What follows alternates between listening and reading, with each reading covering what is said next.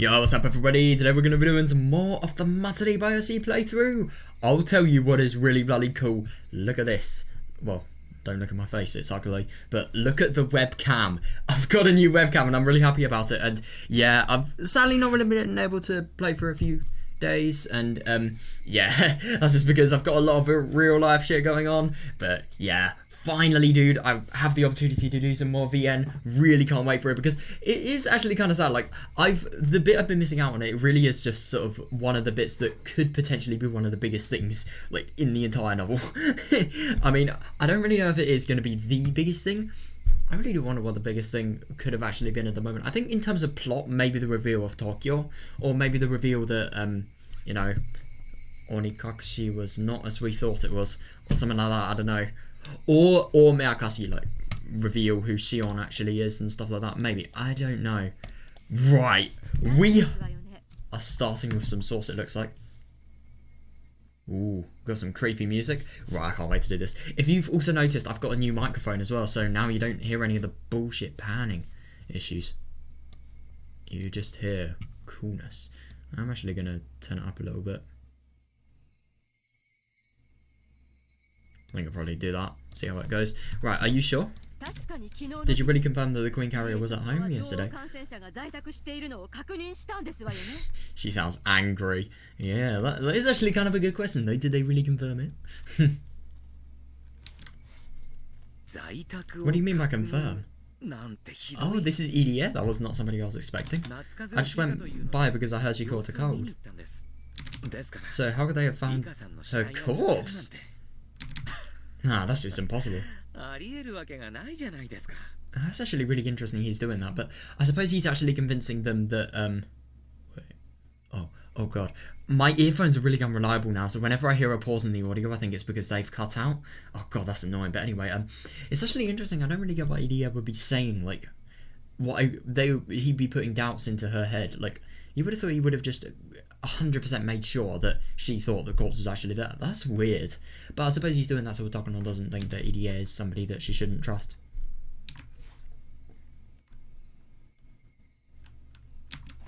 That's not right. That's right. It's impossible. But unless it's confirmed, some people might misunderstand.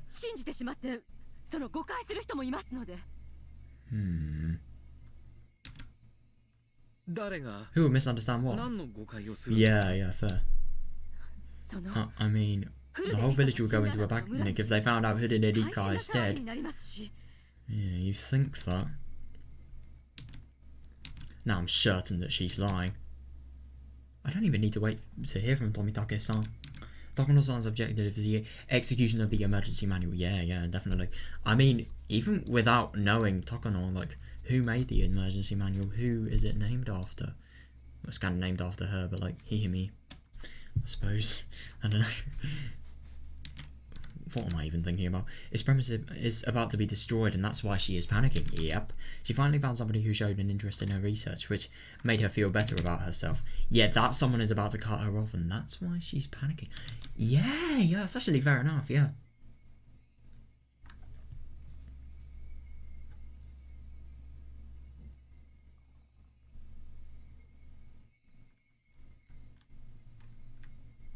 Yeah, that's interesting that EDS says, like, her finding somebody that found an interest in her research made her feel better about herself, because I really don't disagree. She's as pitiful as can be. If it were possible, if there was a way to reach out to her, I would save her from drowning. But my hand will never... Yeah, fair. I agree. That could be true, but at the same time, what about the mountain dogs? There's so many things.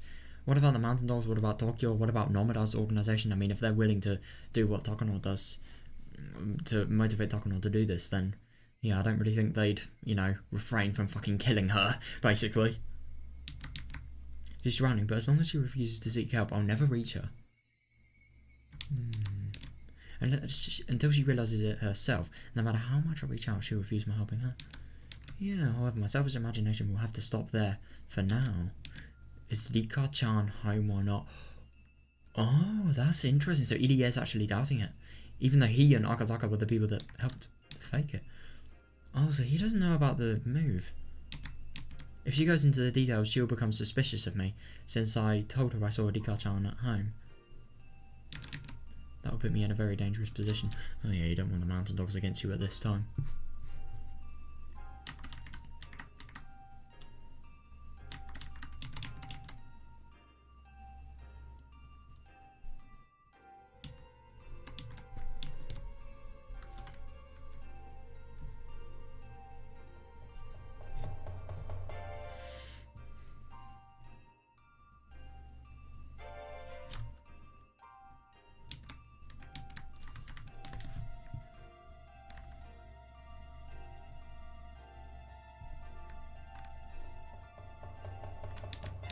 A man who had been on the phone for some time put down the receiver. Major, there's no answer. Oh, yeah, there is nobody home. The only thing is, this is really bad. What if they investigate the home, then Akazaka's found, and he could potentially be screwed. I mean, he is very strong, but a gun is a gun. What is the observation unit saying? Since the 17th, the day they started their observation, there hasn't even been one phone call. Yeah, definitely. Could you imagine if it was just a scenario of them actually knowing that they were getting bugged, and as a result not wanting to call them? I think that would be the funniest.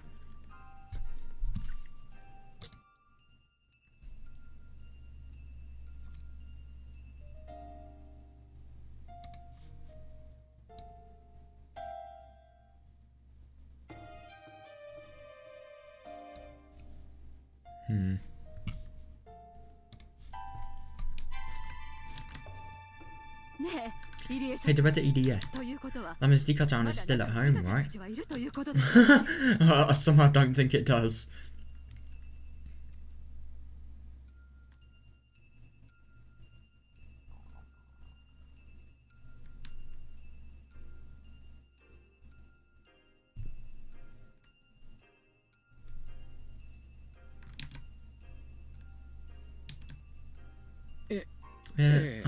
Yeah. I guess so, I'm not sure. She's gotten so much better. Oh yeah, I suppose EDA could maybe blame it on Inamazawa syndrome. Maybe she snuck out or something. Today's the day of the festival, right? Remember? Yeah. Yeah, it's going to be interesting how her not being at the festival is going to sort of change their views, like Takono's lot. Or Takono. The lot is just directed and forced to do what she wants.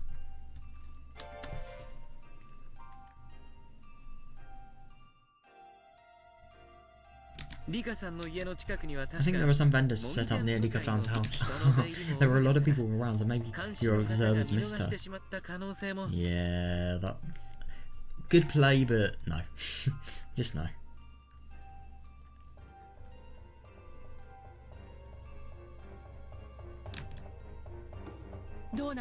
Well, can that be possible? Every time the EDA leaves, we place a seal on the house afterwards. Damn! I don't think she could have gotten out through a window. They seal her house? That is so creepy. I mean, I suppose it's so nobody can actually get in, but the only thing is, what the fuck?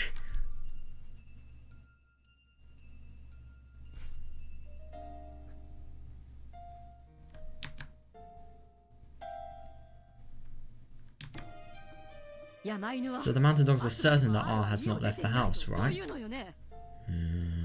Because he is so angry, fucking hell. Yes, we're certain. I was inside of the R residence. Yeah, this is the worst thing, because even these guys didn't know. And she hasn't left the house since the 17th. We saw about that. Yeah, but the only thing is, these people are so dumb though. If she hasn't left the house, if she's going to leave the house on the 17th, maybe she's going to look like she's actually coming back, and then really early time or late time sneak out, and then to obviously go to Mion's house, or maybe they're going to sort of, or maybe she just never showed up for once. I do wonder how they actually escaped to Mion's house. I forgot that.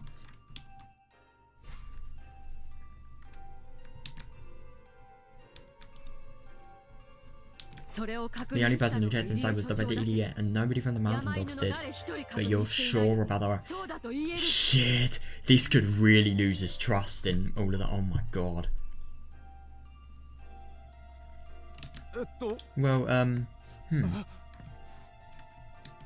one of the Mountain Dogs looked at me. I swallowed and then nodded to him. Then how do you explain R's corpse at the police station? Hang on a second, so they actually saw the corpse. What? Okay, this is... Oh wait, hang on a second, I'm being so dumb. Oishi, Akasaka, Kumagai. Yeah, they don't actually tell the truth all of the time. Like I said, it's possible they made a mistake. The autopsy isn't done yet, and the body hasn't been compared to the Higurashi. It could just be a rumor. Yep, it literally is a rumor.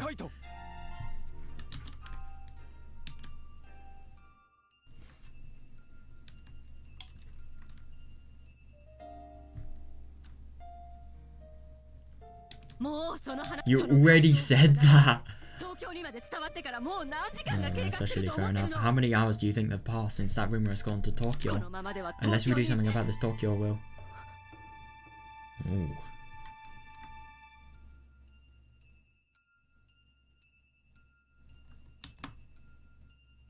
Takano-san realised that I was standing next to her and shut her mouth. Interesting. I wonder what she would have said. I wonder why. Oh yeah, because Idiga doesn't actually know about the whole No, he would know about Tokyo, but he probably wouldn't know about what would happen if Dika died, maybe. I don't know. I could already tell what she wanted to say though. Yeah.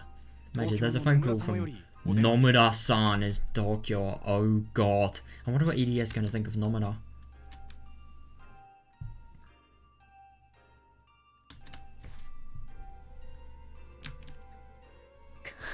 Damn it. I told her to give me a little more time. Oh, so is she like a really sort of pressurized boss? God. Takano-san usually has a lot of self-control. I somehow don't think that is very true. But she's not doing it so well right now. Yeah, that's just a slight observation. Even her body language makes it clear how irritated she is. Yeah. Does she have a habit of scratching herself? That's really interesting, that. I mean, I don't really think Hinamazawa syndrome is, like, you know, something you can accurately say for this, but you could take it out of context and maybe give the assumption that Hinamazawa syndrome could be responsible for that. Oh god, I'm doing it now. That's scary. As she folded her arms, I could see marks where her nails touched her skin. She's clearly not doing that. Jesus. Takano-san is rather occupied right now. Oh. This is really smart. Nomura-san, right? Because the thing is, if Idiga takes it, he realises everything. If Takano doesn't like it, then Idiga will realise that Nomura is hiding something. I've never talked to her, have I? Yeah.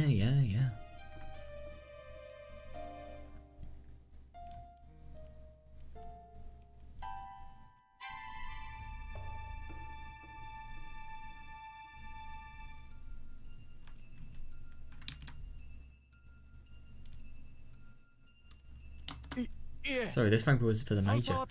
Yeah, for the major. The Mountain Dog looked alternately between Takano-san's and my faces. Director Irie, I have to take care of a few things. Yeah, you're not so angry now because you realise that if this is exposed, then oh boy, you're going to be in a thing called prison, maybe. Could you please excuse yourself?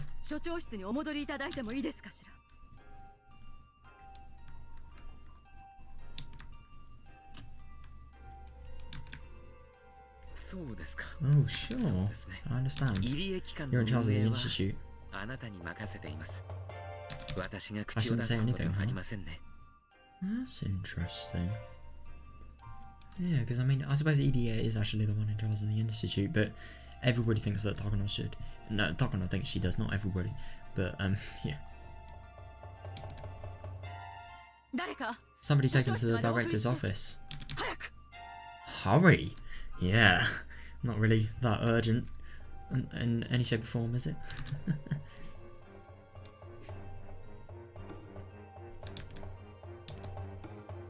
She's basically telling me to get out. Yeah, I left the security room quietly. The security room? God.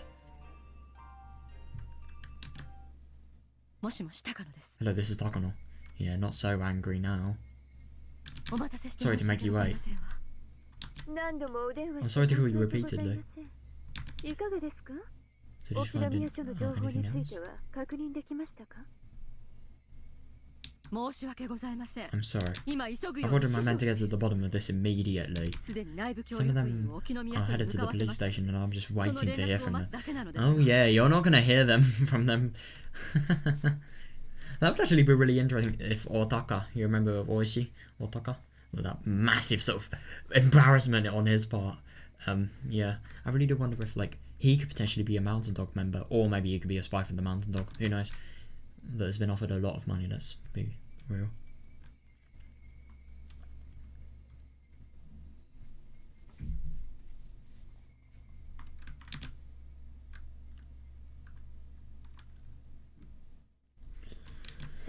I see. So you should be hearing from them soon, right?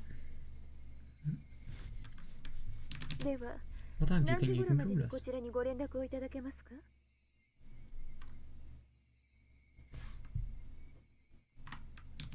I'll call you as soon as I find out something. But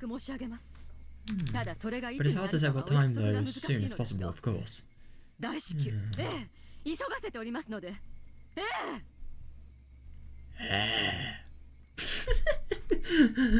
I mean, I probably shouldn't be laughed at. It's just a lot of stress she's under.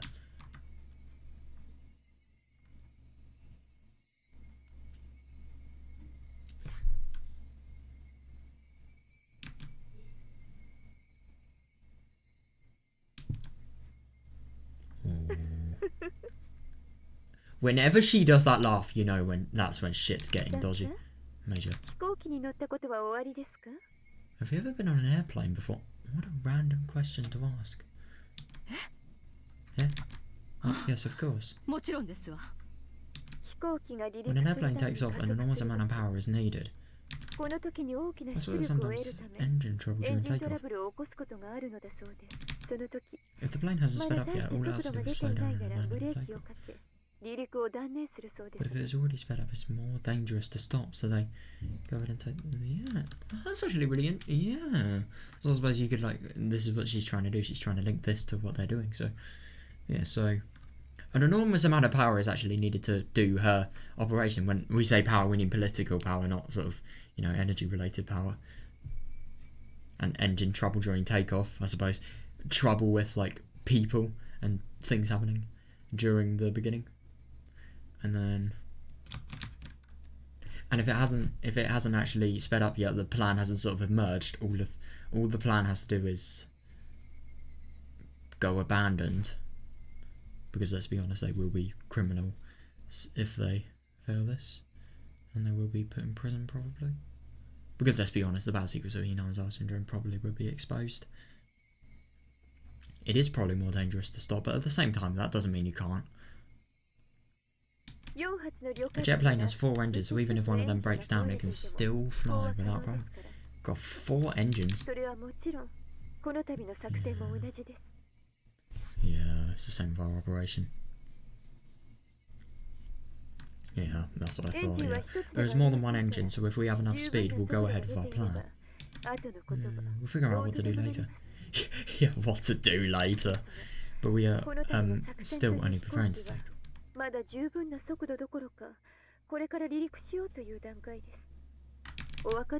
Do you understand what I mean?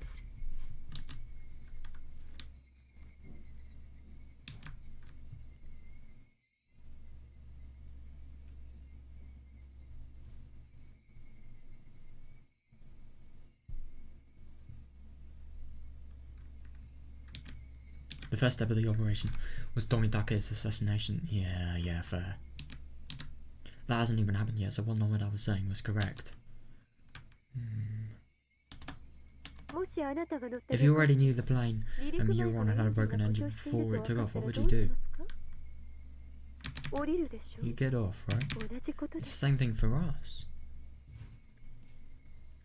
So if they already knew the plan they were making was a really, really bad one. I don't really know if a bad choice or badly thought out plan, because I suppose if it was a bad choice that could definitely apply. I suppose you get off, like, you know, you'd have bought the mission.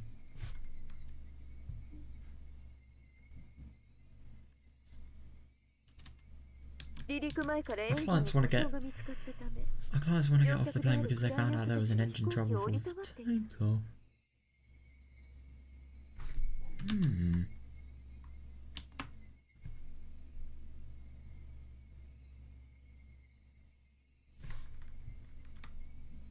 Interesting. If they're already at the point of no return, then a little mistake wouldn't matter that much. Yeah, you would have thought that. I suppose they add up, but at the same time, that's kind of true. But since they're still before that point, they're overly cautious about even a tiny mistake. Yeah, definitely.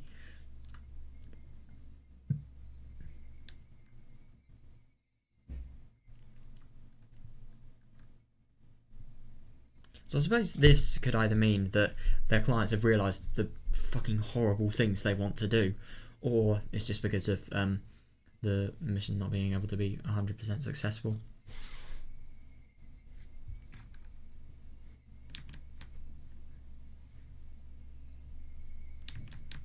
We are checking to see if it is in fact engine trouble with speed. Yeah, interesting. So I suppose Rika dying could potentially definitely be like engine trouble related thing, because I suppose the implications her death would be big for the operation. I know. You're like a traffic controller at a control tower. I'm like a flight attendant calming the passengers down. You are not. You are like a fucking fire.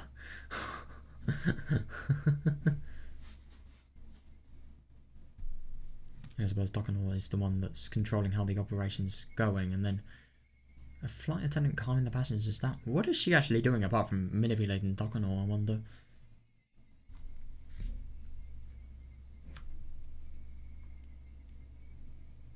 I'll do my best to talk them into staying on board, even though there's a chance of plane overtakeoff. Yeah, so I suppose the clients aren't really that faithful. Yeah. If it takes too long to fix the problem, this flight may be cancelled completely. Yeah! Yeah, well, God, I hope so. But we all know that's not going to happen, let's be honest. If she loses, if Takanor loses, then yeah, it will be, though.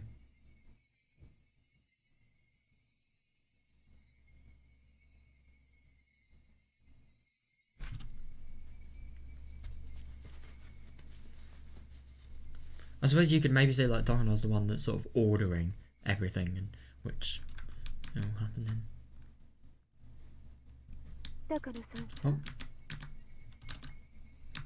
Oh yeah. Imagine Dokanor, that means your grandmother's work will be forever known as a madman's nonsense. Do you understand that?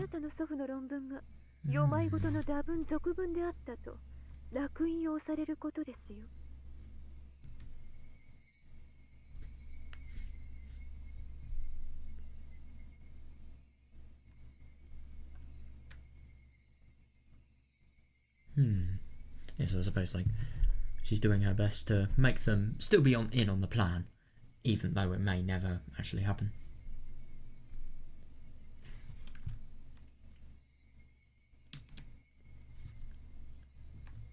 Yeah, so I really find it interesting. She's really sort of, you know, drilling the bad implications if they fail into her head. Yeah, when one girl dies, all the villagers. Oh. Yeah, I think that may not be true. Yeah, that's just too silly. Where did you get such an idea? Whoa! What? Sounds sorry, what the hell? Yeah, that's so stupid.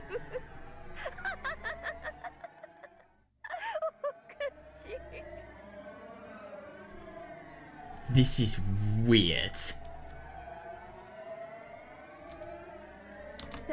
Who in the world do you hear me and Dogon on me or think they are? Oh, hang on a second. Yeah, so she's doing the impression of what will actually happen if they fail. You are a arsehole. Oh my god. She knows exactly what she's doing. She really does. It's just too funny.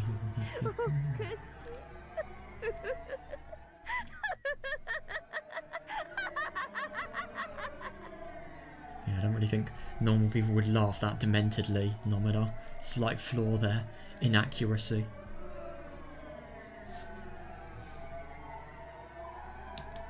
They're gonna ground her teeth. She squeezed the receiver so tightly her knuckles went white. Jesus Christ. Jesus, how fucking... I mean, I suppose she really cares about... She really cares about this, and as a result, she probably, you know, really just get annoyed at things like this. Not really annoyed, but provoked is a better word. Anyway, now do you understand what will happen? What will happen if she wins, though? I mean, I suppose... I'm going to be honest, I think if she wins, the faction are going to kill her. Or they're going to let her continue with the research. Even though it's literally impossible to, I don't fucking know. Or maybe once... So they're either going to kill her, or maybe once revenge has actually been had... I don't really know. Because the thing is, you can't fully fulfill Takano's goals. That's just impossible. So, Takano's either going to go, you know, insane. Or maybe she's going to see true light of what she's been doing and how wrong her thoughts were. Maybe she's going to change herself, but it's Takano. Would she do that? Who knows? I don't really know. A lot of things could happen. Anyway, now do you understand what will happen? Do you get it? Your grandfather's honour depends on this, as does yours.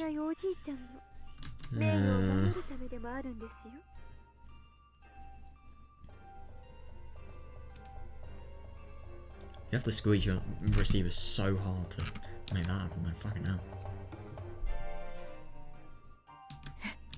Yes, thank you for thinking about this. Yeah, you were thinking about how to manipulate you. Not about you.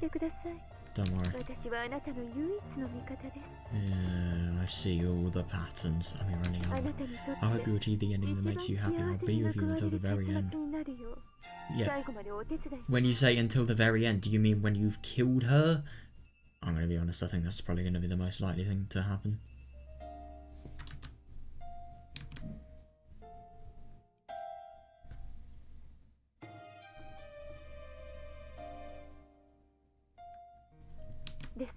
So please find out the information cooperating from Okinomiya Police Department is true or false. I do my best, but it's not easy to deal with unhappy clients. Yeah, and I do find, I mean, this is kind of a more subtle thing, but I find it interesting that she's sort of really drilling, she's not really drilling it in, but she's always sort of actively mentioning her whimper as well, so you can always tell that she's also, it just sort of makes her sound more invested in this, and more sort of enthusiastic about Takano getting what she and her grandfather deserve, you know, that shit. Yeah, but in reality she's more dependent on manipulation, let's be honest.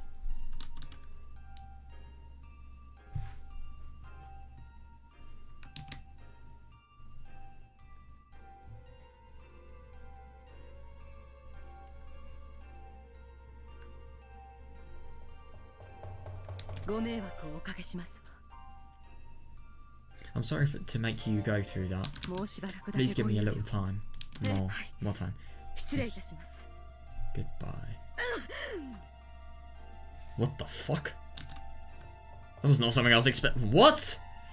That wasn't even said on the dialogue. I would have expected something if that was said on the dialogue, but shit has happened.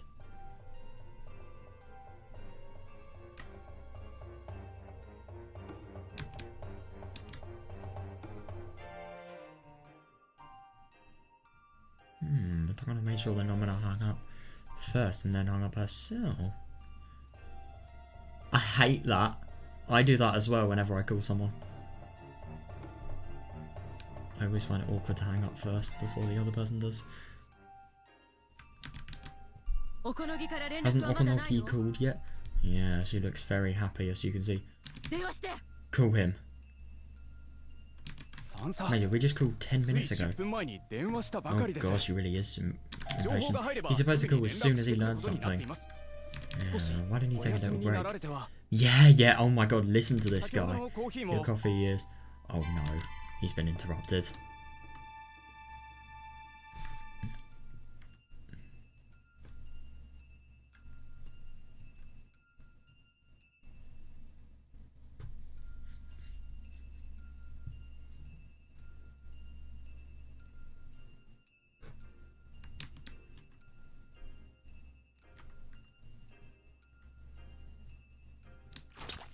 The unit member tried to serve a cup of coffee to Takano, but she knocked it aside.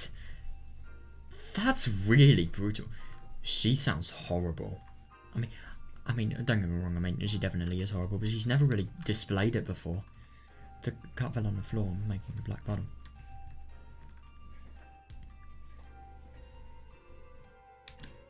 Everybody in the security room went silent. Understandable, yeah. Damn it. Somebody bring... How about you do it yourself, you turd? I don't care if we called 10 minutes ago. Call him again. Oh god. Tell him to find proof that Hideki isn't dead. And also capture Tomitake. Shit. That is actually really bad, because if Tomitake is gone, how is he gonna get out of this? Maybe Ide is spying. That's the only way he can potentially get out of this. Because the thing is, Tomitake is never gonna know about these people chasing him and threatening him. Oh god, because I think they know the hotel in which Tomitake is staying. Well, they don't know it, but they can find it pretty easily, so... Yeah, it's pretty bad.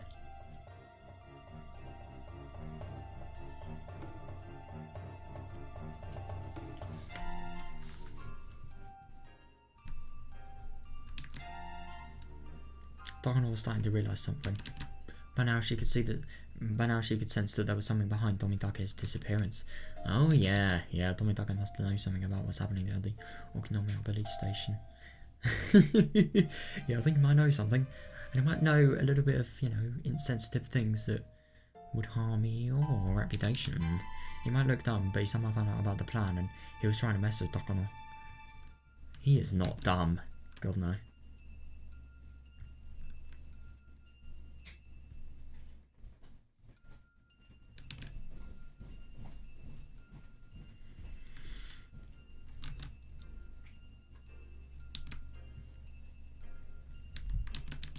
So Tomitake was clearly behind all of it. Oh god, so this is corrupt commanding. I mean, maybe that, I mean, the only thing is I think Tomitake's assassination was something that was already going to happen, but I suppose this is going to motivate them even more. Fuck though. Takano had been intending to let him enjoy the festival that night if he behaved. He's not your bloody plaything. What the fuck?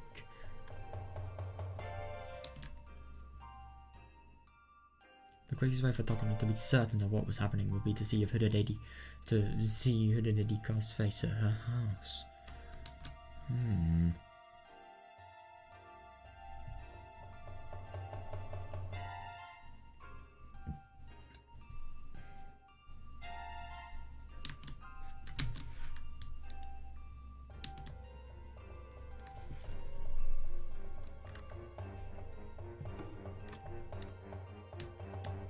Because she couldn't leave and she couldn't trust Ide.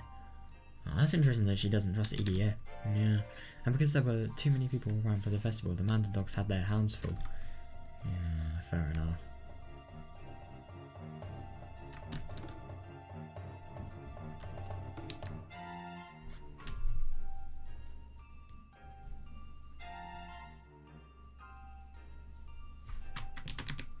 If she would answer the phone, that would do, but she wouldn't answer. Yeah, fair.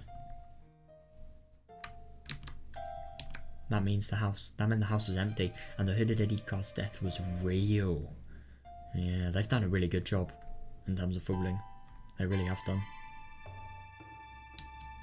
What went wrong? Who deceived Takano? There was only one person. The only person who claimed that he saw her at the house. Ide was the most suspicious person around. Shit, so this probably means that they're going to order EDF for murder. Maybe they're going to order EDF for the murder instead of Tomitake. Who knows? And that's actually going to be really bad because Rika always knows that Tomitake gets killed. But he doesn't know about EDA getting killed. Hanya, mate. Who knows?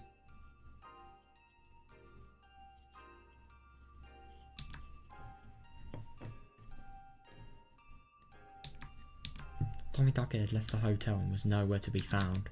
Yeah, so maybe Rika had left her house and was hiding somewhere. Fuck, that's true though.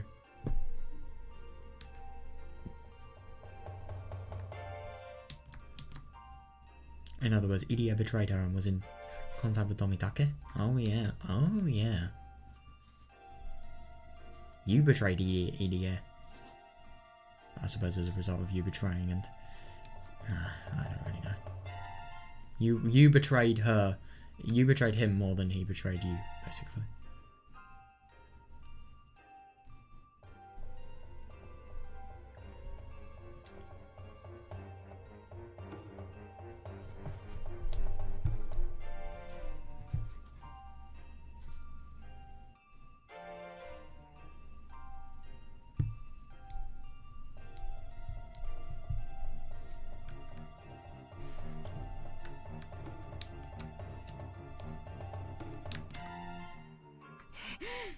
Start observing directed Irie. Oh, ho, ho, ho, ho. What, are you saying that he's lying? Why would he do that though? Yeah. Tomitake must have noticed our plan. Yep. He left the hotel and told Rika to go somewhere safe. Yeah. He's deceived us and we've been observing an empty house. Yep. You have. Actually, you haven't. Akazaka's in that house. But, yeah. Kind of an empty house if Rika is the only person you're looking for.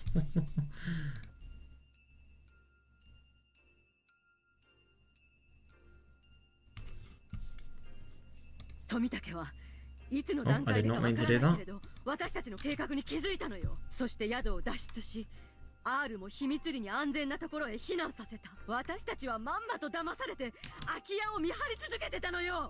God, she scares me when she's angry, but at the same time she's a commander, so yeah, she probably needs to have fuel in her veins, I don't know.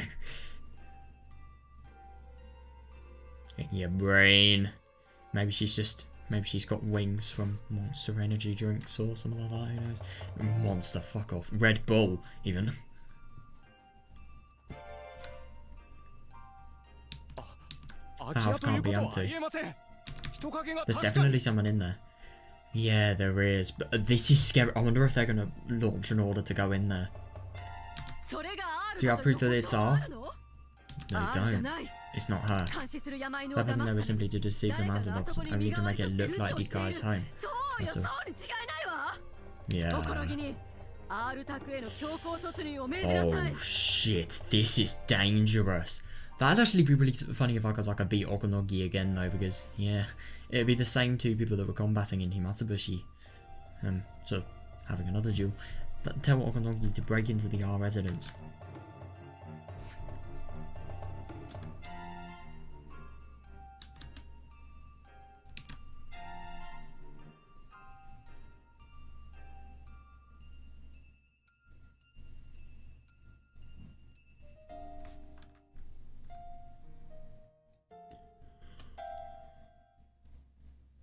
I don't know who's in there, but whoever it is, they're connected to Tomitake and Rika.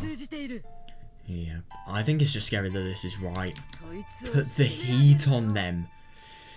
Oh god.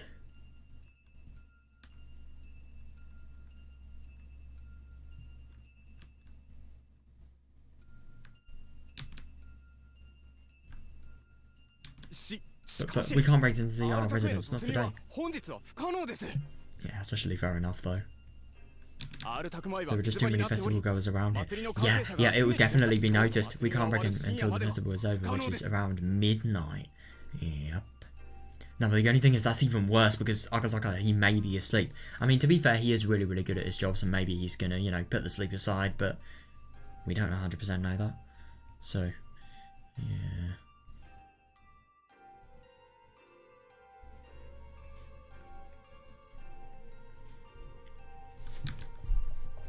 Oh, that's why all of you are here, right? Just do something. Why? Why can't you do what I tell you to do?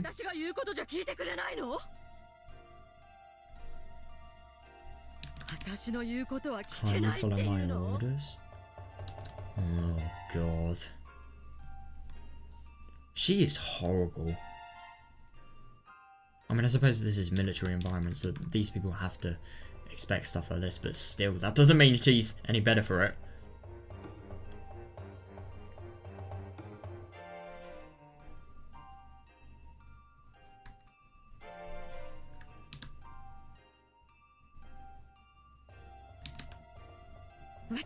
Why? Can you really follow my patron's orders?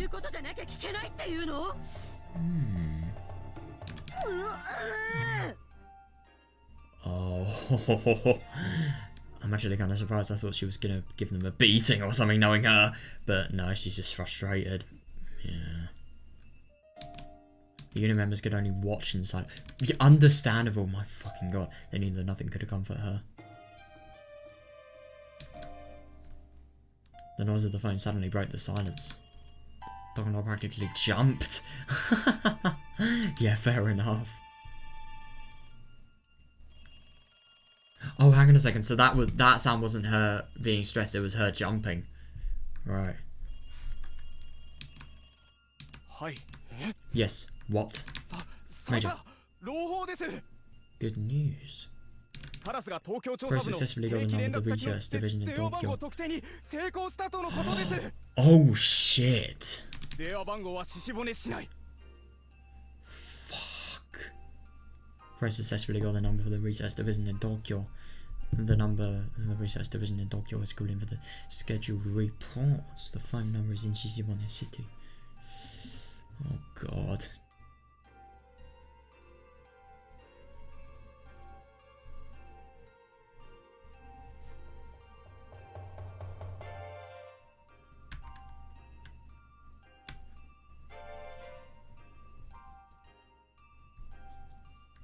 The mounted dogs are trying to pinpoint the address. Fuck. Oh no, it's Tomitake. It has to be. Skylark. Gather your most capable men. He's being cautious, so don't make any mistakes. Hang on a second. Oh shit. They're gonna get the entirety of the mounted dogs, and this is Okinomiya, so... I mean, I suppose maybe it'll be like the busy town... No, the thing is they're in a festival, they can do whatever they want. Because if they get... The second they get in, they shut Tomitake up. Yeah, that's it. Oh god. This is bad. Or maybe Tomitake is on the run, who knows. I just don't get how he's going to get away.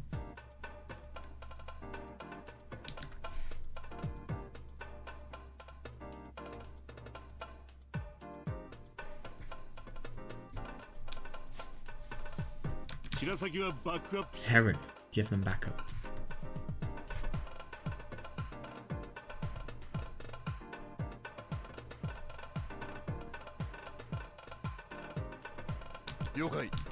Understood. Skylark 1 to you, all units. As soon as we get the address, we'll all move in. Everybody get on board. Jesus, this is bad.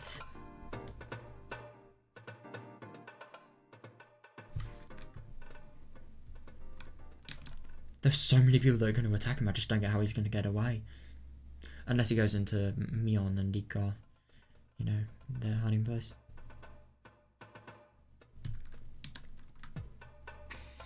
Shit, hasn't our man from the phone company called yet?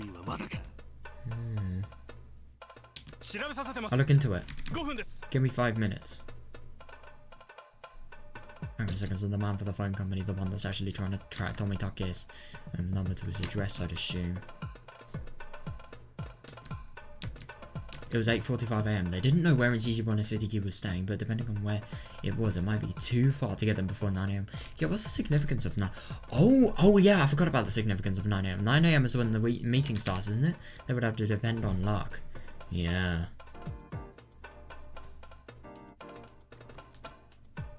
Well, I really hope they get bad luck. Fucking hell.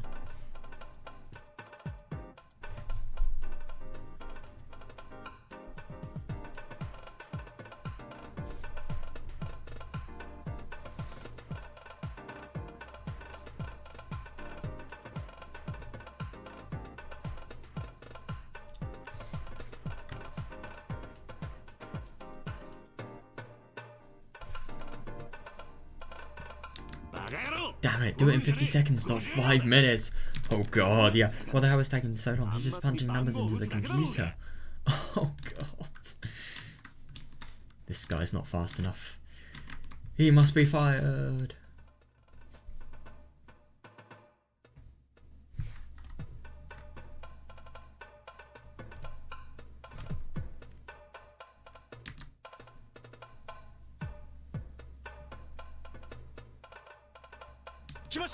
We've got it. Yeah, I don't really think that took 5 minutes. Oh, shit. We've got it. The address is Hirasaka, block 1XX, hotel moderator. It's browsing through a switch was brilliant. Oh, that's brilliant. What's that? It's just... Which one is it? Oh. That's a Star Network. That's the switch, isn't it? Can't remember. There's a Star Network and then there's another type of network. I forgot what it was called though. There's like the one that only went in a line. I don't know what it was called.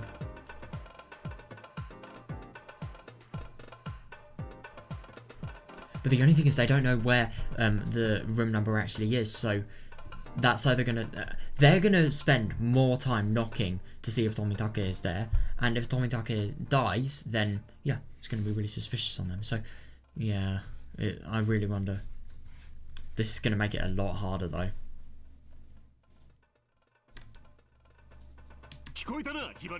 Did you hear that, Skylark? We're heading out. Oh shit, but they're still gonna try anyway. They've only got 15 minutes to be fair, maybe. Maybe it may not work, who knows. Luckily, Hirasaka block 1 was close enough. That is not luckily. Fuck! Okunogi had been right. Mitake was hiding nearby. Yep. The garage doors of Okunogi Gardeners open one after another and the white van sped off in a hurry. Yeah, I wonder what they're going to do with that white van. Use to fucking kill somebody maybe? I mean, Jesus man.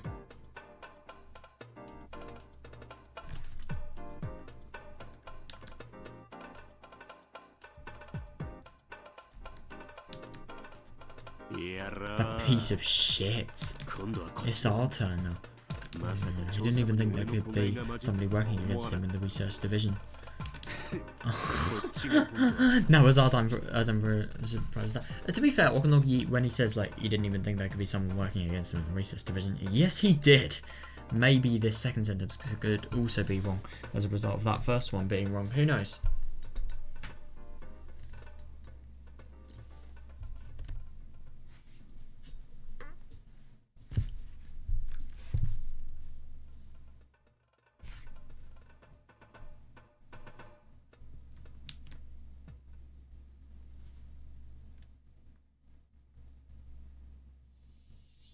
Hotel Moderato.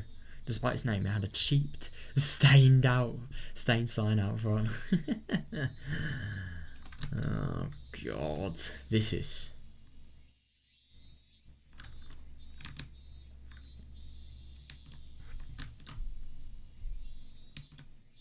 A dilapidated business hotel on the outskirts of town. The perfect place for somebody to lay low in. Fair enough, actually, yeah. They might draw in some guests if they renovated the building into a mall.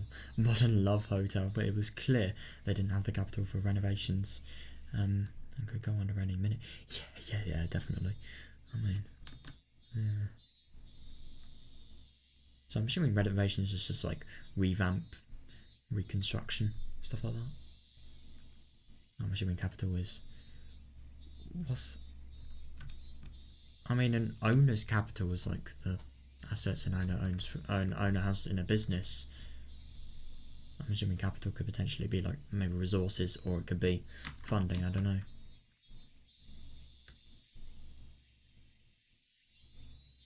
I'm actually going to search it up.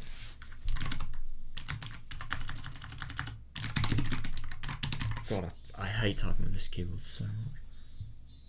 Wealth in the form of money or other assets owned by a person or organisation. Right. Or available for a purpose such as starting a company or investing, yeah.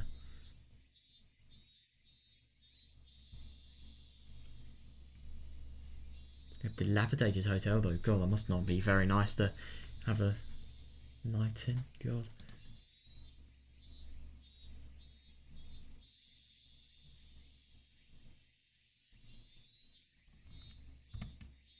That's the kind of hotel it was. Yeah. Tomitaka was staying in one of the rooms on the... Hang on a second, he's in the room! Shit! Tomitaka was staying in one of the rooms on the second floor. The interior of the room was worse than his previous hotel. It had only got a bed and a phone. Better than nothing, I suppose. I mean, if it was really low budget, it wouldn't have a phone, but yeah.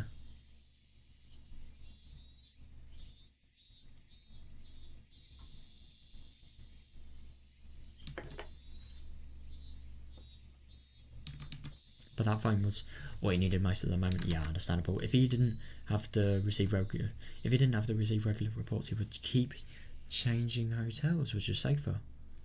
Interesting.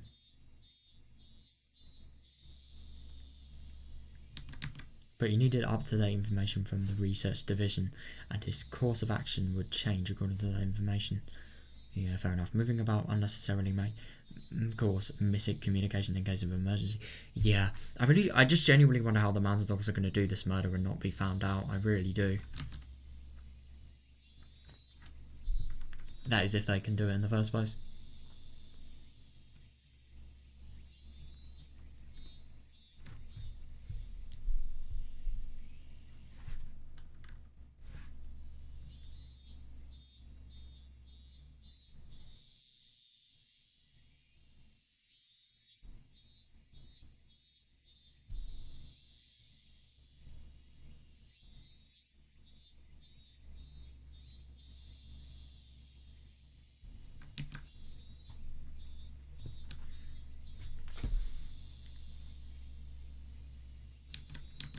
Tomitaka never suspected that there was a spy in the research division.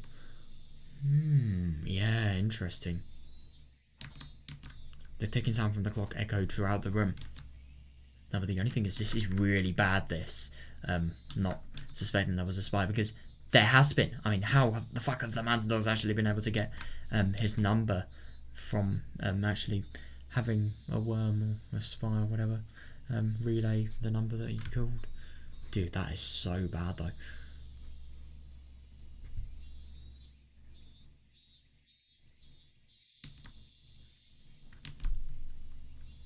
It was almost 9 AM. It was almost 9 AM to be fair. Yeah, but the phone might not ring at 9 on the dot. Tomitaka waited in front of the phone patiently. Shit, dude.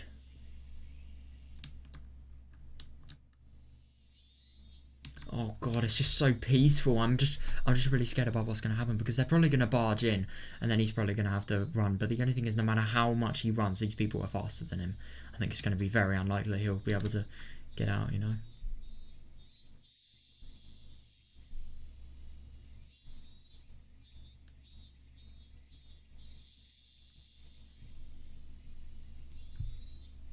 At the same time, he kept in mind the possibility of an attack. Okay, that's actually really good that he keeps it in mind at least, so it's not completely unexpected. At the last... Oh, at that time he heard a woman scream in the distance. Fuck, it happened again. He heard another scream? Another? Interesting. Tomitaka got the sense that something was happening inside the hotel. Yeah, his intuition told him that someone was checking every single room with a master... A master key? Shit! Oh, hang on a second. So I'm assuming the Mountain Dogs, they probably got the master key, you know, by guns, forcing, violent methods. Shit.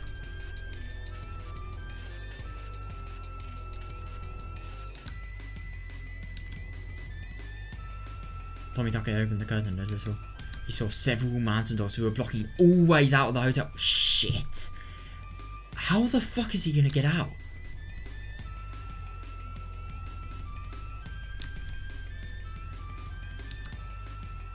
How long have they been there? Yeah, fair enough. God.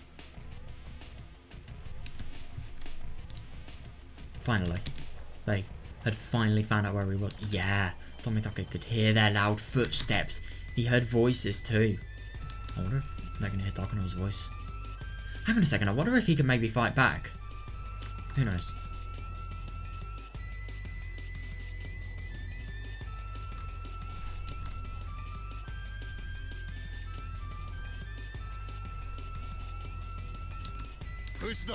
This one's empty. Next.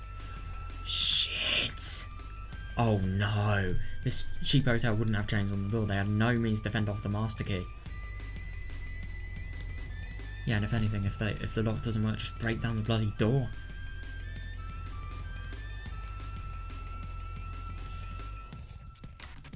Tomitake could kill. We could tell there were around 20 of them. No, maybe there were more. Shit, it would be no use trying to fight with them. All he could do was hide. Understandable, actually. That's actually a really genius idea, because if he hides and they don't know which room he's in, if he hides and he makes it look like the room's completely empty, then maybe. Oh my god, this is scary. God, I love this soundtrack as well. Under the bed or in the bathroom? Yeah, at the very least the ceiling wouldn't open up like in the movies. I think they're probably gonna be less likely to look in the bathroom than the bed, but the only thing is if it's just a shower cubicle, then under the bed. But if it's like an actual bathroom you can hide in. I don't really know where you could hide in the bathroom. I mean, maybe you could hide in a washing machine if there was one. That'd be funny. But the only thing is, could he fit into it? That's the question. I mean, you can barely just fit into my washing machine at home. I think I actually tried to hide in the washing machine when I was like really young. Like 5, but like still.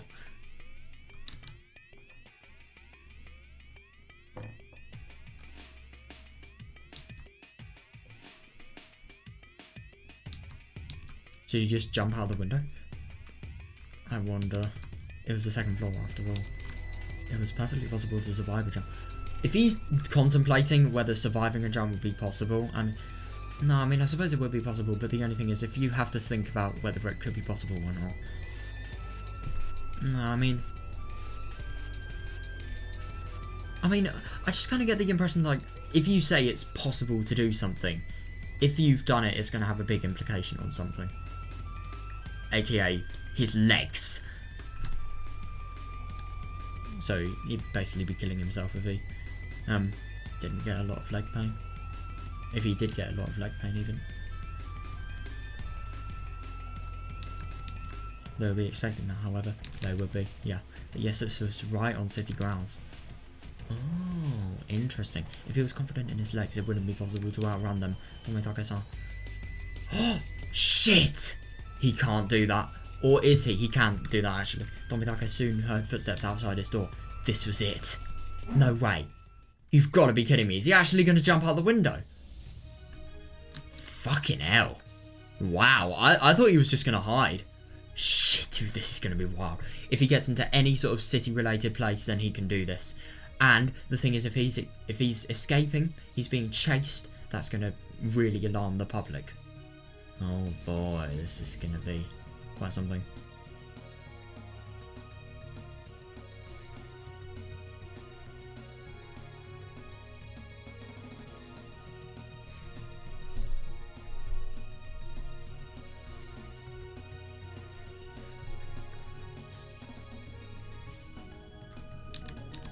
Of course, there were mountain dogs on the ground waiting for him. Shit, they pointed and about 6 of them started running after him. Oh no. I hope he's played Manhunt at school. Tomitake shot right off from the position he landed in. Brilliant. That's actually really good though. So I'm assuming this hotel, because it's the second floor, it's really not a high distance that they've actually been jumping off.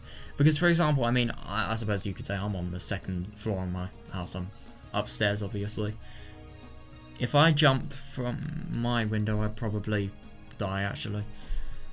I mean, the thing is about my... I'd probably have...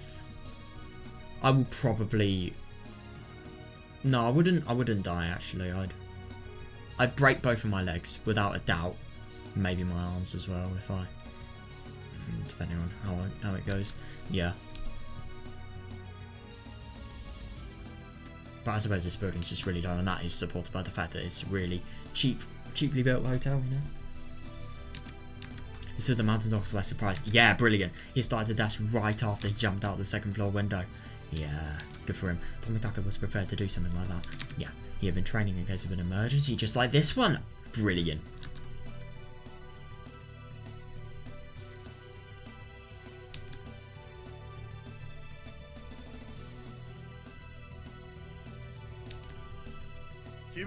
Skylark 10 to Skylark 1. We've located the target. He's running. We need assistance. Shit, they're going to try and corner him. Skylark 1 to Heron. The target is heading west using all the back alleys. Oh, he's got a good strategy, but they've seen through it. Shit. They're either going to corner him or he's going to escape us somehow, I don't know. Roger that. Heron, 2, 3, and 4. Head on over there. Oh no, the 3 people. Here he comes. Oh no, that's him. 3 members of the Mountain Dogs jumped out from behind the streetlight and stood in Tomitake's way. Oh no.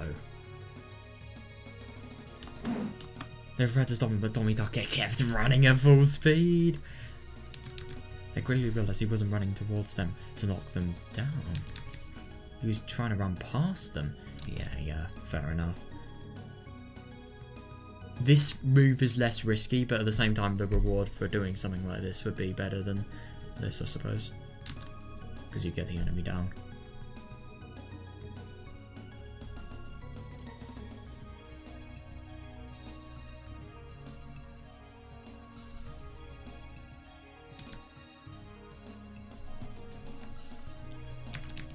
There was no point in them taking a fighting position. Yeah. Oh. Oh, fuck. They lowered themselves and trying to tackle him simultaneously. Now. Shit. Tomitake jumped over them. He jumped over them like an Olympic athlete leaping over a... Jesus. Oh, yeah, so they were probably trying to go for the legs, but... Oh my god. That's really stupid though, there's 3 of them. I mean, at least one of them should have, you know, been ready for a scenario like this. But at the same time, I suppose you could have still tried to avoid them. You could have still possibly avoided them. Damn! Fucking hell. But he wasn't an Olympic athlete. And they weren't hurdles. Tomitake. Oh, shit! Tomitake's heel stuck one of the dogs. The two flanking Tomitake thought they'd seized hold of him. Shit, however, as he flew over them easily, he grabbed onto the 2 of their... Oh, so... Hang on a second, so he's jumped over them, but while he's jumping, he's also reached down and grabbed their heads. That's insane. That is really, really clever.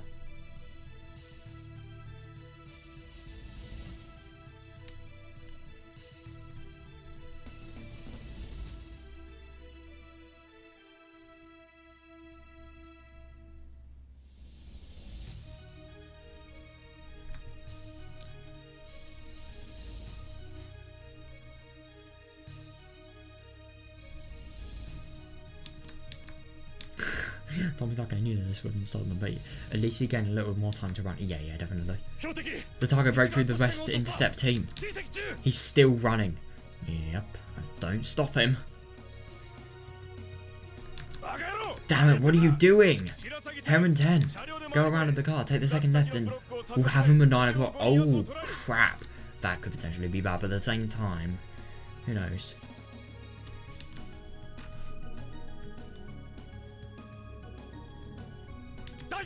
Are you okay? Shit. Don't let him get away. What strength? Oh, good. What strength? Shit, my nose is bleeding. God, that must really hurt like fucking hell. Ooh.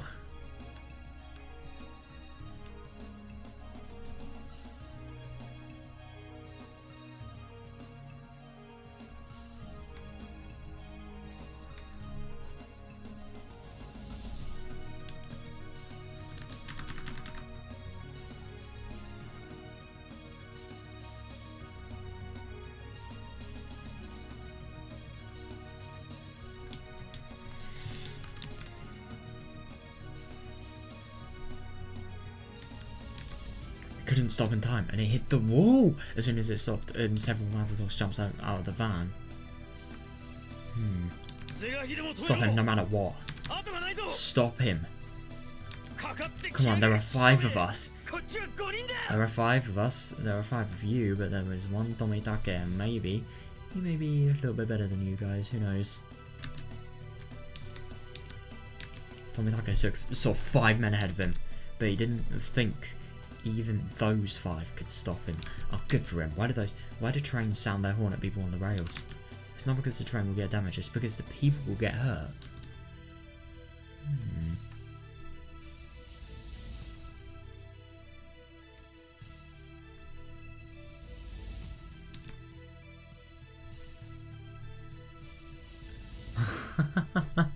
So that's actually interesting. Tomitake doesn't think he's gonna get hurt whatsoever, but the people are gonna get fucked. Get away! He yelled at them like the horn on a train. He wasn't warning them because they were in his way. He was warning them to move so that they didn't get hurt. Fair enough.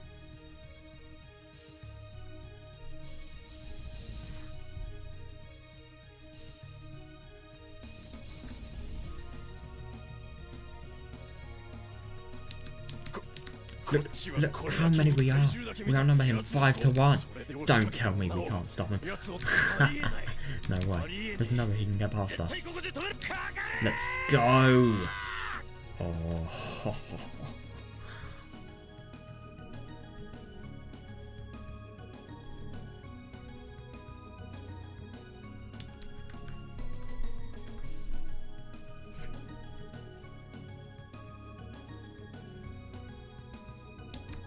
Tomitake didn't grin. After all, trains don't grin. Ah, fair enough. Oh shit! I can tell he's running. Fucking hell.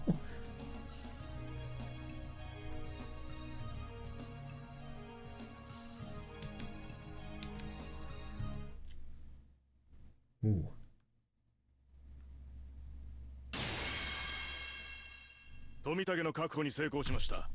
What?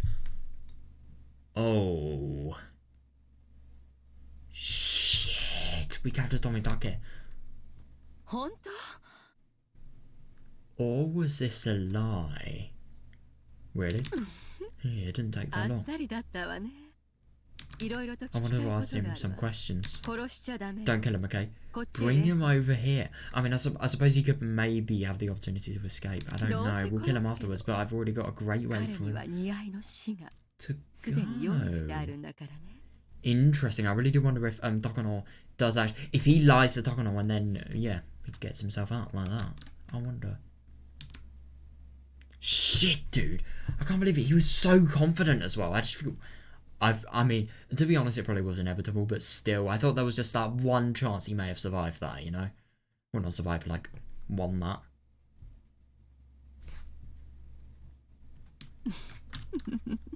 Oh, shut up.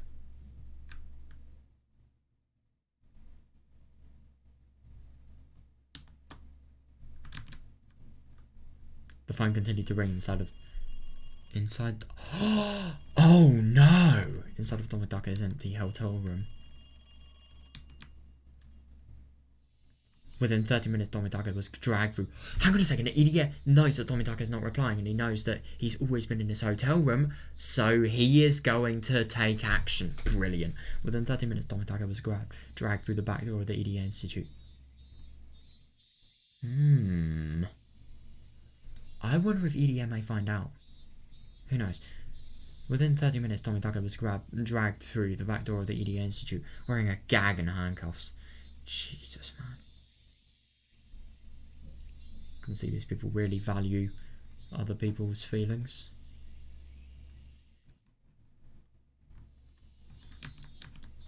Tomitake didn't even move as though he was sedated. What does sedated mean?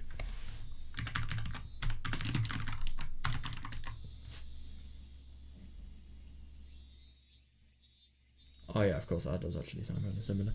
Yeah, make somebody go to sleep or calm them by using a sedative drug. Sedative. I say sedative, I don't know how the pronunciation is sounding.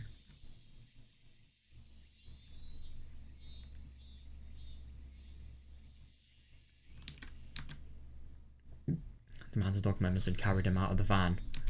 Idia saw... Oh, brilliant! Brilliant! Idia saw Tomitake from his window and came out of the office in a hurry. Brilliant. Takano was already there. What's going on here, Takano-san? The Mad Dog silently glared at Idia. Shit! He realised that he shouldn't have left this room. Oh god! I just hope he's not going to be threatened either. I didn't see Jiro-san for a while, so I became worried and had the Manta Dogs look for him.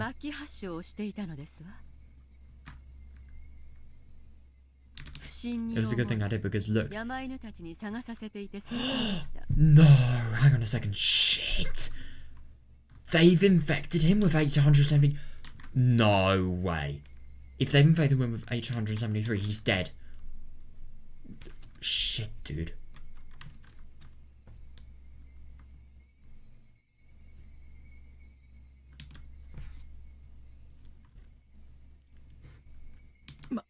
He's developed animal symptoms? Are you sure? Fuck. Of course Tomitake didn't reply. Idia decided not to say any more. Fuck, what is he gonna do? I see, that's very unfortunate. Let's give him some medication as soon as we can. Yeah. Oh, now she's gonna, reveal her true colours.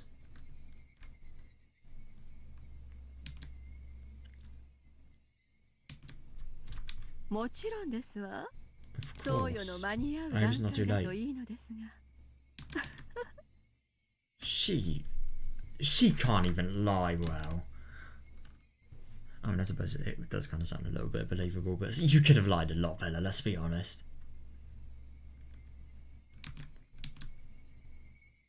Idia already knew. Yeah, the Mother Dogs had tracked him down.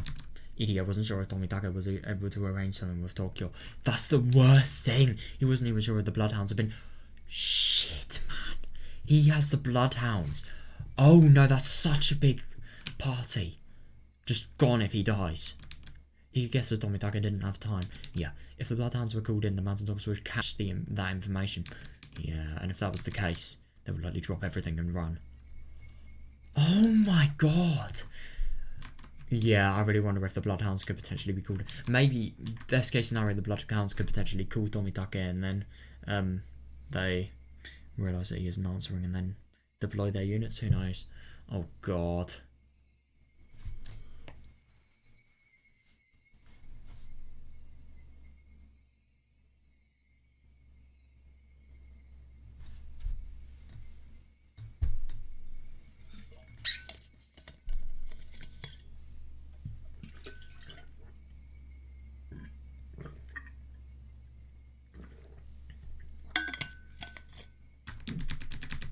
But Tomitake was captured and they brought him back to the institute. Yeah, definitely. That meant it hadn't got that far and they were still trying to fix the damage. In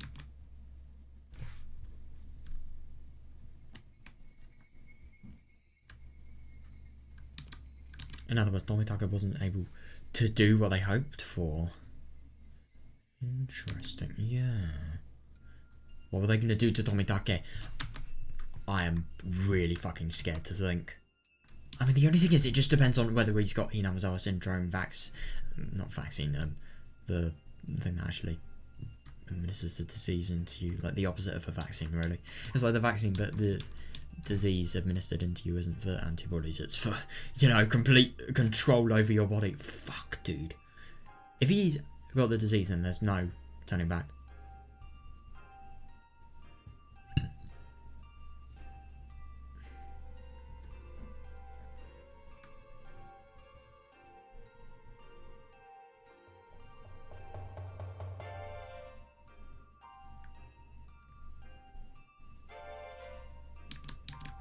Since they brought him back alive, were they planning to torture a confession out of him? Yeah. I mean, no, but like, yeah. Oh god, I really just wonder what EDA's gonna do. I really do.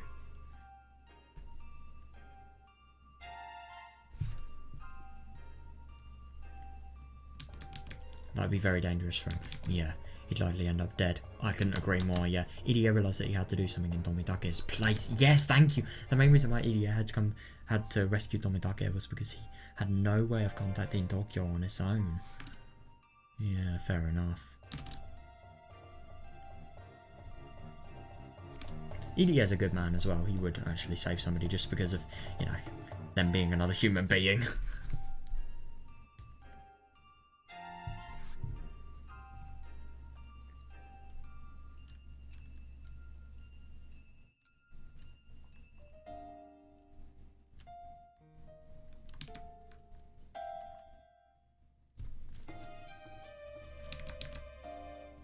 Takano wanted Idia to be useless, so she never told him about how to get in touch with Tokyo. Damn, that must be horrible working with her, like, seriously.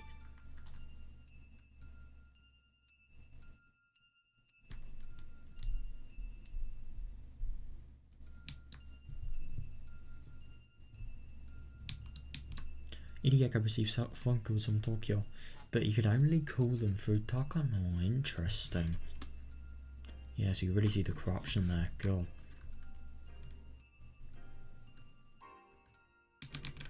Therefore, Tomitake was the key. Unless Idia rescued him, they couldn't possibly win. Yeah, definitely. I couldn't agree more.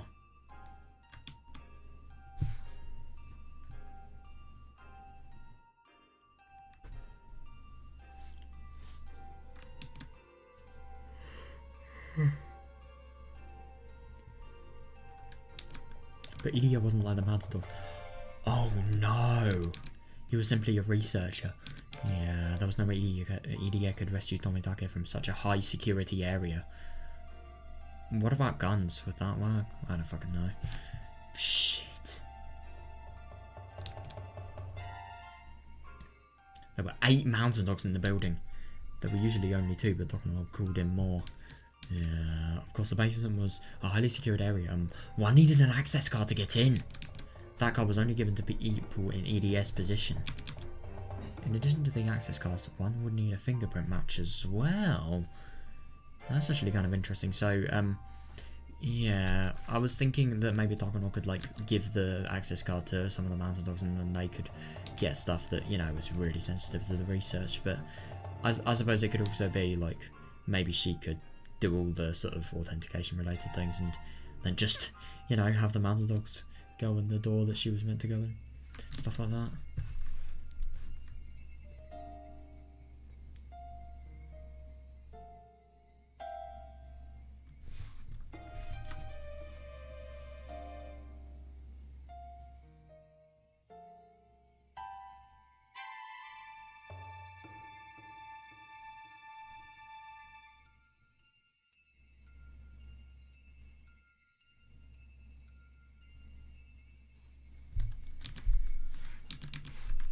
The access cards alone wouldn't do it.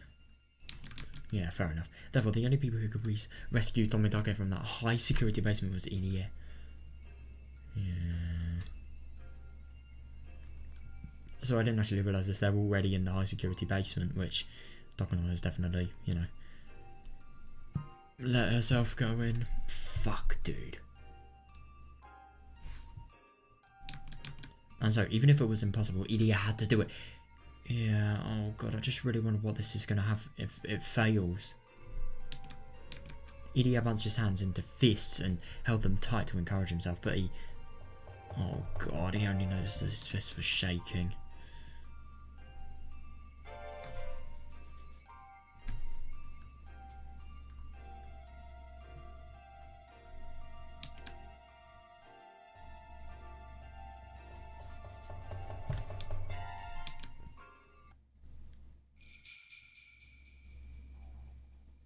That was definitely not something I was expecting to see. Idia, did you forget? Idia remember what Akazaka had told him. But it's very hard to anticipate your own danger. Yeah, you can't underestimate it. You may not even get a chance to make the...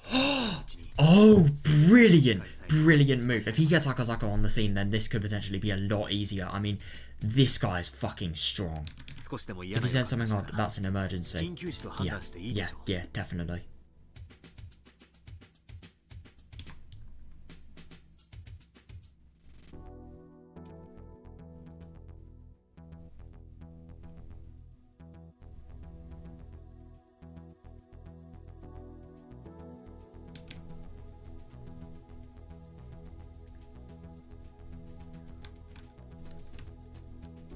Knowing the seriousness of the conspiracy, they won't hesitate to kill us. Please be very careful. Yeah. EDF felt the cold sweat pooling on his back. Oh, yeah, yes, it is an emergency.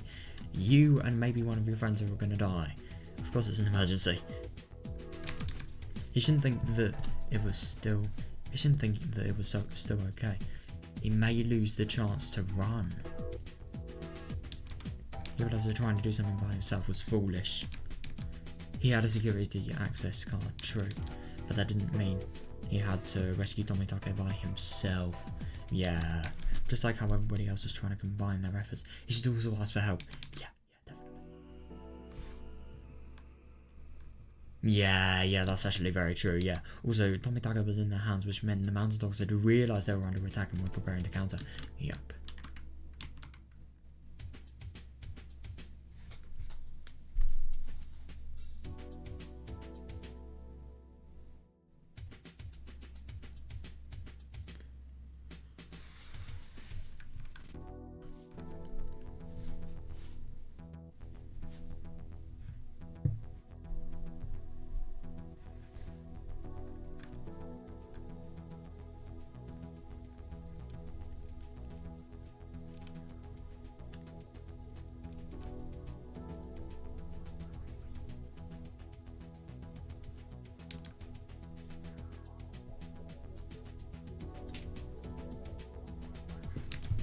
It was very possible they were suspicious of EDA too. Yeah, fair. Once I broke into Dika's house, EDA's lies will be exposed. Yeah, definitely. Indeed, this is the emergency Akazaka was talking about. Yes, it is, yeah. EDA had realised that. He was already in danger. He did it to leave immediately. Fair enough, yeah. The Sonozaki residence was their gathering spot in case of an emergency. Oh, yeah. Yeah, that's actually really good. Get Oishi. I mean, if you can't get the friend group, then get fucking Oishi. He's going to be really good, and maybe Kumagai if... Hang on a second, that is if they're actually there. Maybe they won't be. But I think it may be likely that they could potentially be there. But I don't know. Oh, actually, that probably isn't true. But at the same time, I really do wonder what would happen if EDA called the police and then they obviously took action. Who knows?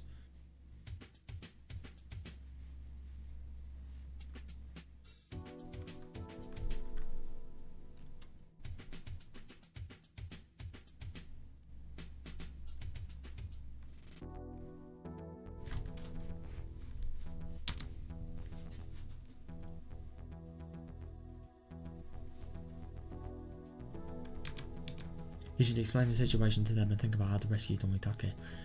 Yeah, that would be if he had time. He doesn't have enough time. Fair enough. Takano probably wouldn't kill Tomitake immediately. She was intending to kill him that night as the 5th year's curse. So there was still a little time left. That's actually fair enough, yeah. That is fair. Yeah, he does actually have a lot more time than we originally thought. Right.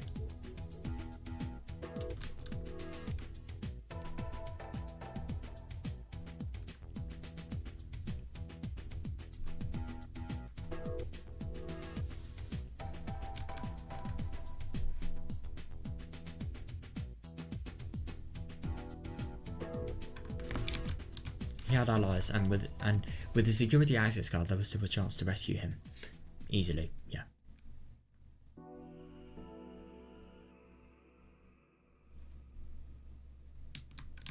Idia had to let Akazaka know that he was escaping. Yeah. If they become suspicious of Idia, then they would check the house, and Akazaka would be in danger too. Yeah, definitely.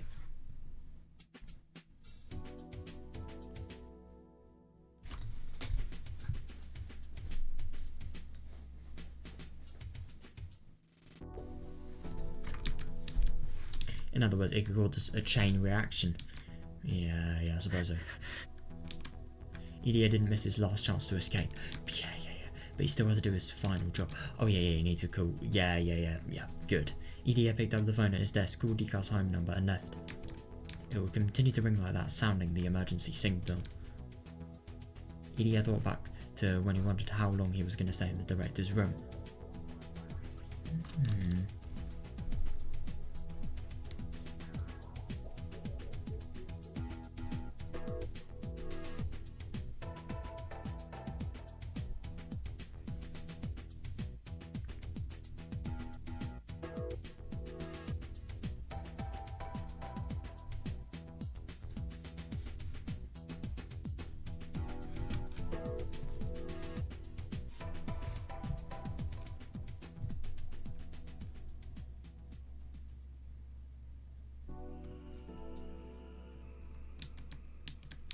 He never knew this day would come so suddenly. Understandable, yeah. Oh yeah, you should probably remove that, yeah. He noticed the framed picture of his parents on the desk. Idiot had become a doctor so he could clear up the misunderstanding between his parents and regain his family ties.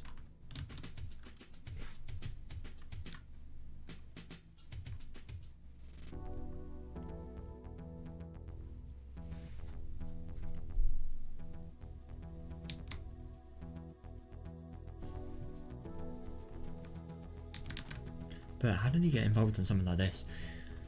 He didn't even get involved, it's not his fault at all. No, he will pretend. He will pretend and continue to fight against Inama's soldier. Oh, that's good. I'm actually really happy that he's just doing the entire opposite of Takano, you know? He found himself that he would never abandon that responsibility. Yeah, I don't really like Ida, I mean, Takano. I really do think that because of how awful her childhood was, and when I say awful, I mean proper awful. Because of her childhood, I just kind of think that sort of really had an effect on, you know, how she perceives things. I think if she had like like actual normal childhood like Ida did, they'd probably both be able to be like the same levels of responsibility. Who knows? If Takano had a normal childhood, she would not be researching. Let's just say that. He would not be thinking these thoughts. Probably be some sort of other medical related person.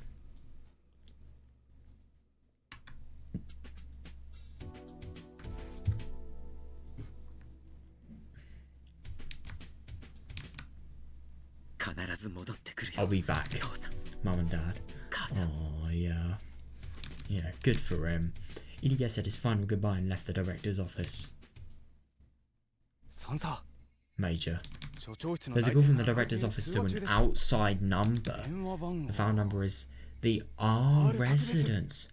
Oh shit, hang on a second. So they're probably going to suspect Idiya now. Shit.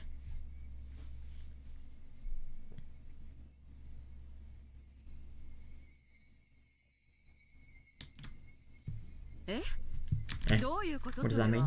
Can you listen in? Oh, if they listen in, that's going to be really bad. Of course. I'll put it up over the speaker. Jesus, so these people can literally get their conversations entirely broadcasted to the... Oh my god. One of the members flipped the switch. There was the sound of a ringtone. Shit, that is fucked. I suppose this is what just really good spy-related things can have. Why is the red idiot called in that house now?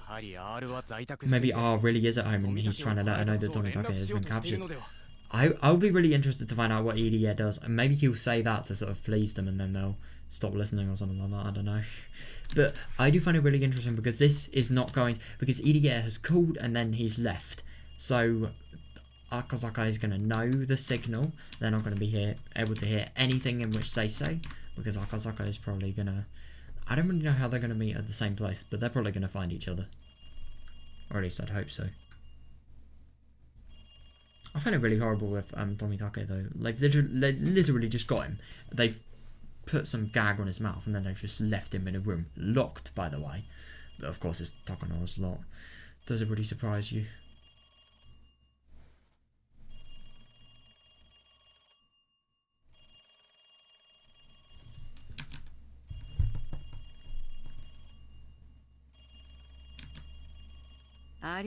That might be it. He has no idea that we're listening in. Oh yes he does. Or Akazaka does if he doesn't. What was Idiya going to talk about? Takano waited patiently to eavesdrop on a conversation, and there was nothing but a ringtone. Oh, yep. It had been over for 30 seconds. There was no answer. Nobody was home. Yep.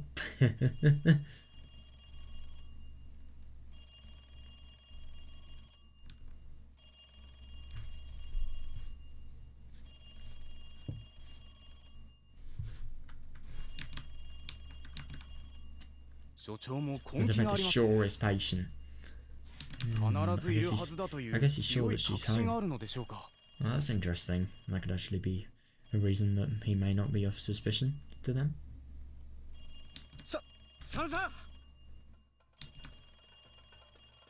Major. We have the director on the security camera at the back door. The black and white quad display monitor shows Idia running out the back door. Yeah. Hang on a second, this is really bad. What if they get Idia? Quad display monitor though, fucking hell. This is only like early 1980s. I mean, that just really shows how high budget this shit is. It's nuts.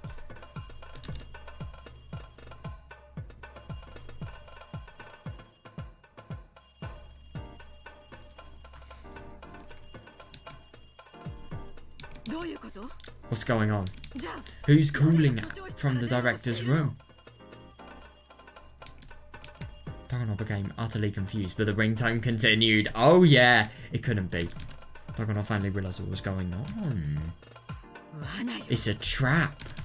He knew we were listening, so he made a fake call. Ah, it's interesting you could think that, but no, that's not really the case. It kind of is the case, but at the same time it kind of isn't. Idia is a traitor. Says you. Catch him. Oh no. That's really bad though. Hang on a second, if he's catch Akazaka, that's still our hope. And if Idia actually finds Akazaka, then I wonder.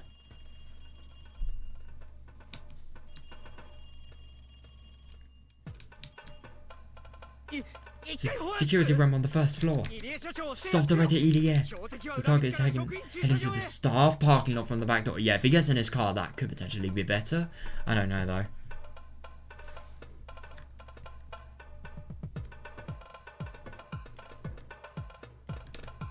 The two Matadors who were playing cards in the security room on the first floor jumped into action.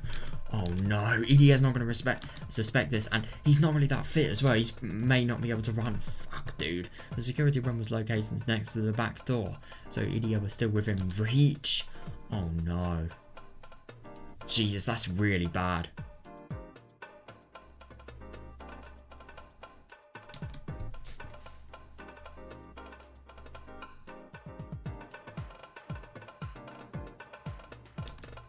Idia had made a serious mistake. Yeah, fair enough, yeah. He could have left the clinic during the 30 seconds stuck on one hand. Men, we're listening to the ringtone. Yeah. But when he got to the parking lot, he realised that he forgot. Oh no! But when he got to the parking lot, he realised that he forgot his car key on his desk in the director's office, so we had to go back and get it. It was only at this point that he realised he shouldn't have gone back. Oh no, he should have escaped on foot. I couldn't agree more. I mean, there is a literal forest out there, man. Come on. I mean, I suppose he's a researcher. He wouldn't really have these thoughts. He wouldn't really have the tactical thoughts that a commander would, or a soldier. But at the same time, there's just a little bit of common sense that he could have, you know, had here. But I suppose he's in a lot of pressure. It's kind of hard to have common sense.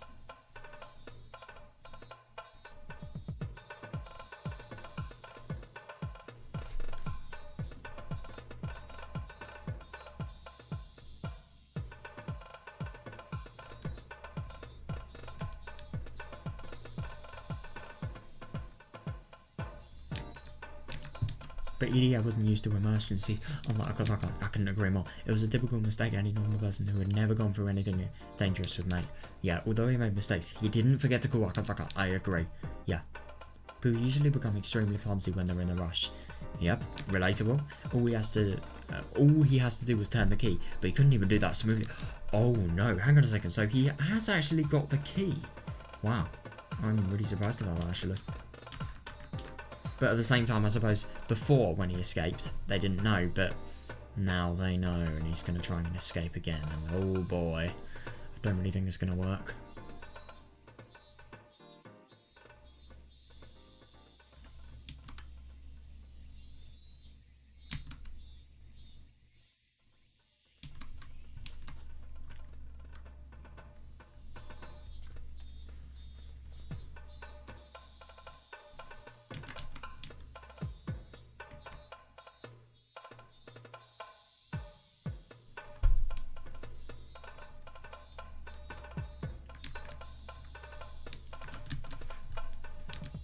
Kept turning the key, and finally the engine started. Brilliant.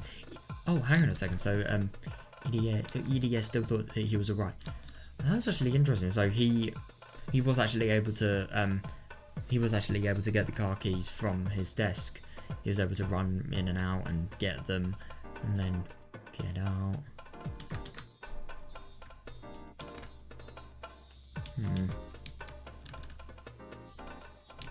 EDS still thought that he was alright. Even if one of them questioned him, all he would have to do was to say that he was going out to get something. Fair enough, but the only thing is that is bad because, yeah, they already know.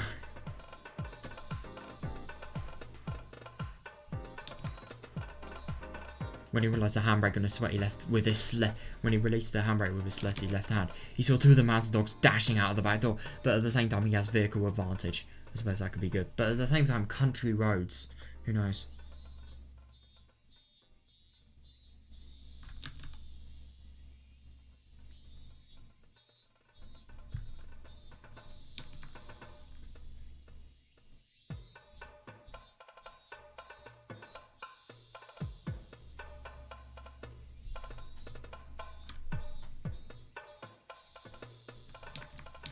As the two of them looked around, his EDS eyes met with one of theirs in the rear view mirror.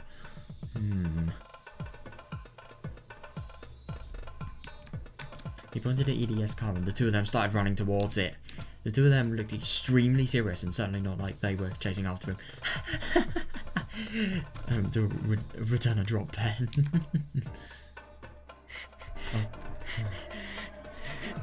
Oh god. Oh god, he's really fun. Oh shit, he's probably finding this really hard. Oh come on, idiot. This is literally one of the most important times of your life. Come on. Oh god.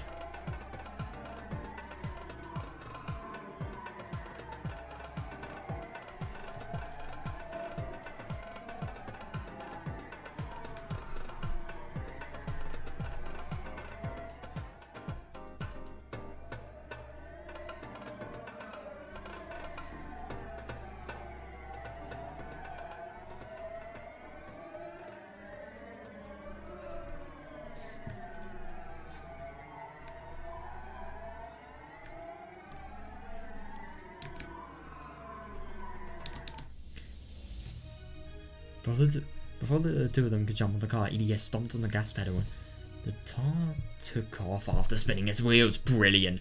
Oh, that's absolutely brilliant, yeah.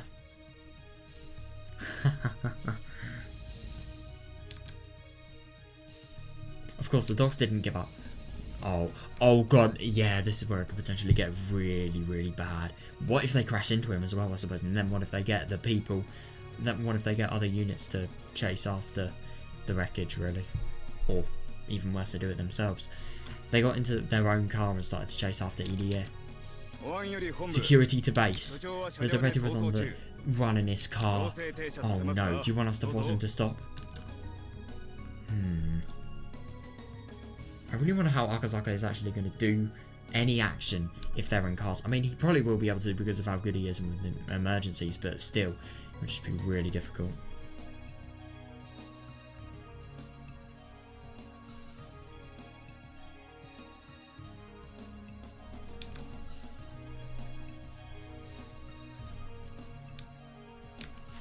Major. This is Takano. He's probably headed to the Higurashi shrine. There are too many people there, so it will be impossible to catch him. Oh, brilliant! Fine, don't worry about injuries. Oh no! Oh, I so thought that could potentially be something that could save this shit.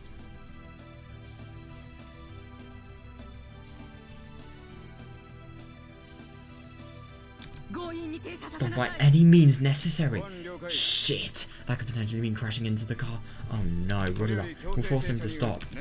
Send backup just in case. Over. No.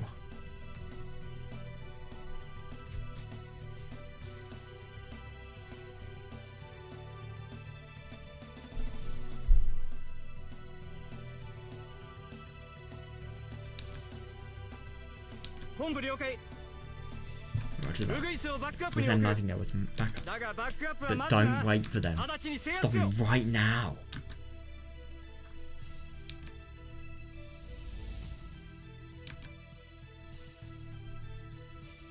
The Phantom Dogs had EDS car in their view as it ran away at full speed.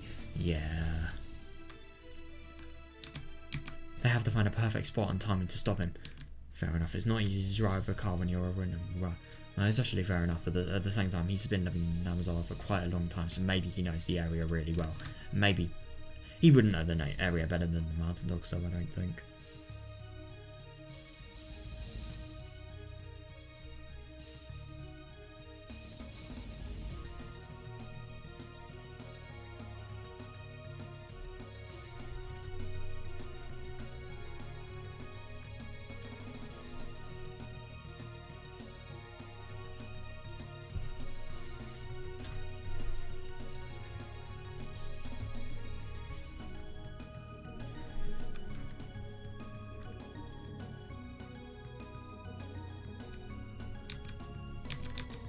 Of course, the more you step on the gas pedal, the more speed you... That's actually fair enough, yeah. But when you're in a hurry, you can't control the steering wheel well enough to escape quickly. Yeah, fair. EDA could see his pursuers in the rearview mirror and was completely distracted by that. He was driving carelessly. Oh no. His driving was so reckless that he could easily get into an accident on his own. Fuck, man. And the fear was driving him into confusion. He made a wrong turn. Oh no. And that mistake made him even more confused and panicked.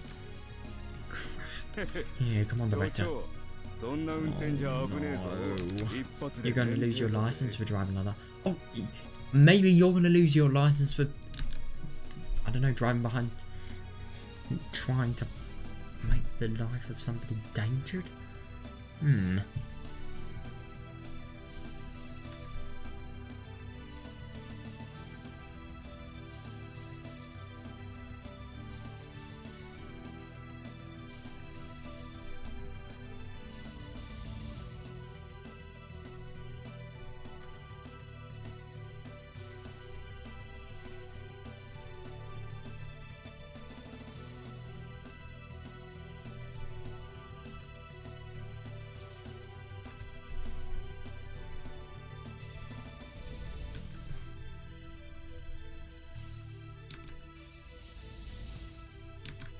Although the two guys were ordered to stop him, they were starting to think Idia is going to get into an accident without them doing any...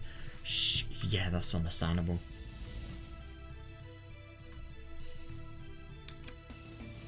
They'd rather not drag this into a car chase if they didn't have to. Yeah. My favourite sound. This is Phoenix 1. Security vehicle, come in. The commander, security vehicle here. Oh no, we're still chasing him. We're on the path through the forest near the with the 5th district. Not sure of the exact location.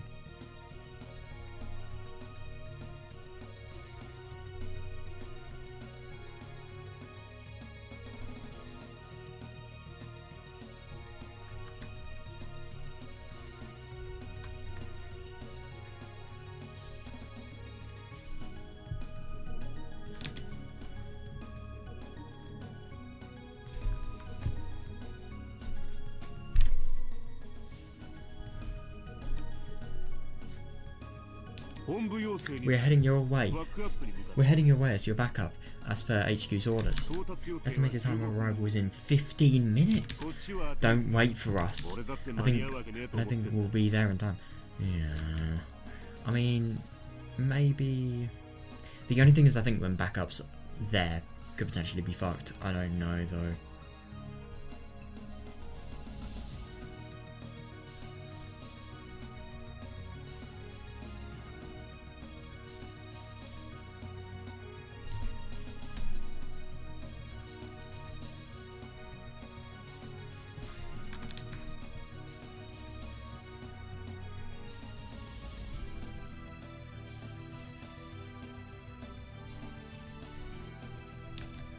Okanoki grumbled. He had to leave Okinomiya in a hurry to respond to Major Princess. But because of the distance, there was no way he could get there in time.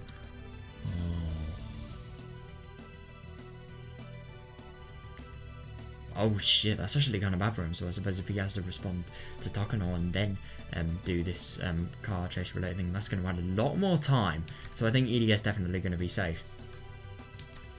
Even though he was still ordered to provide backup, He could have explained, but the princess wouldn't have listened to him anyway. Yeah. The banter doctor with Ognogi smiled bitterly. In which direction are you heading?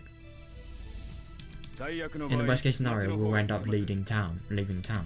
Yeah, don't let him. We'll comb the hills for him to break his legs. Jesus Christ. Is there anybody else? Any weapons? Oh god, these people. They're just really big threats. Fucking hell.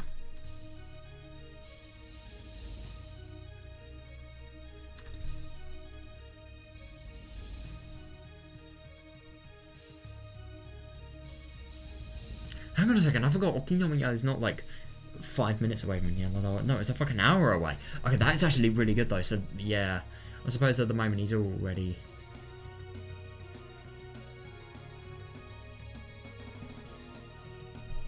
So he has to, you know, respond to Takano, but yeah, not enough time and backup related purposes. So if he speeds in something that takes like... No, hang on, it takes an hour by bike, so it's probably like... It probably is around 10 minutes by car, yeah.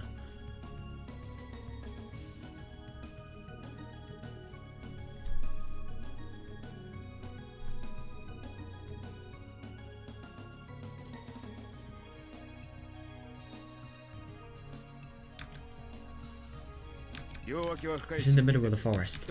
Yeah, definitely. There's nobody around. We have one submachine gun in the security bit. Oh shit. That could really get nasty.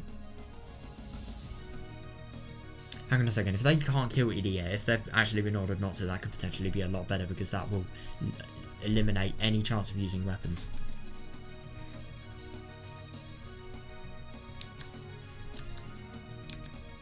The guy in the passenger seat reclined it and climbed into the back. He lifted out one of the seats and took out a black machine gun. God.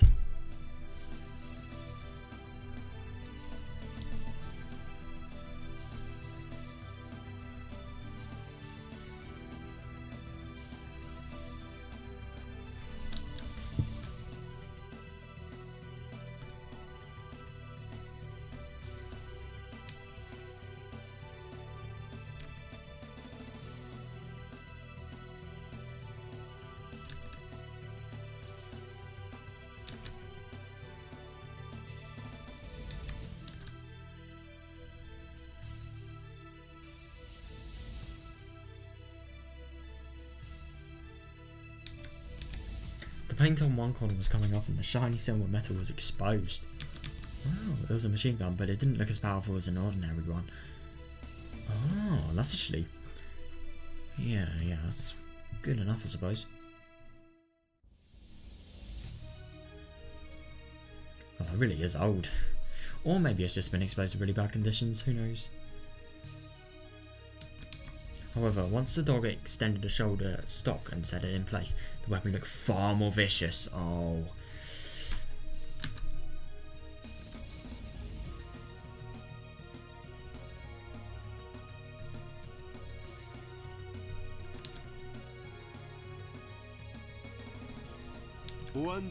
It's an MP5, correct? Is it A5 or SD3? The man in the backseat looked at the uniquely shaped gun barrel. It was thick and long. It's an SD3. It's an SD3.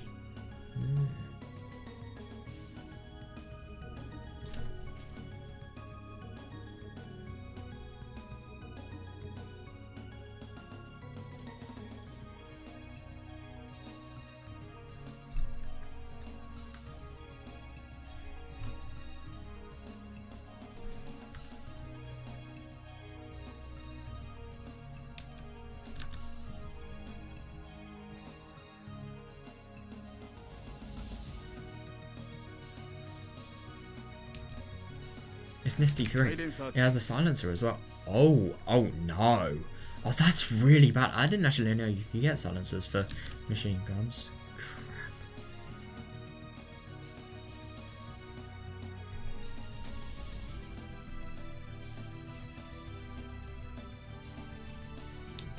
Crap. You're allowed to fire. You're allowed to fire. Oh no! Shredded stars with a full burst. Shit! Akazaka needs to come, otherwise he is fucked. Roger that. We're attacking. Oh no, the guy in the backseat opened up the driver's side back window and leaned out of the car.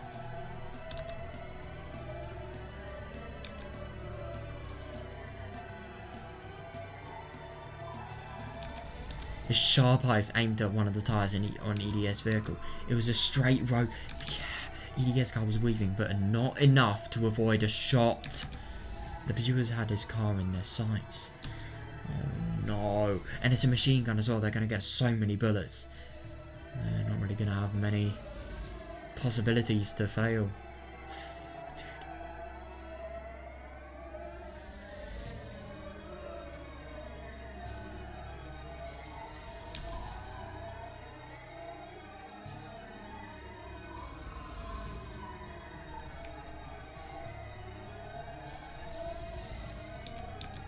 They were trying to get as close to EDS car as possible, but they were afraid they might get caught up if it overturned.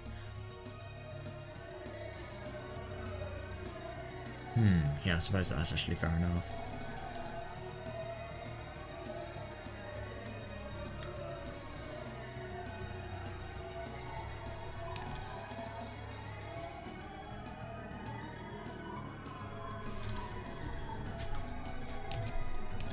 They soon decided that this was as close as they were going to get. I'm going to fire on the count of 3. 3, 2, 1.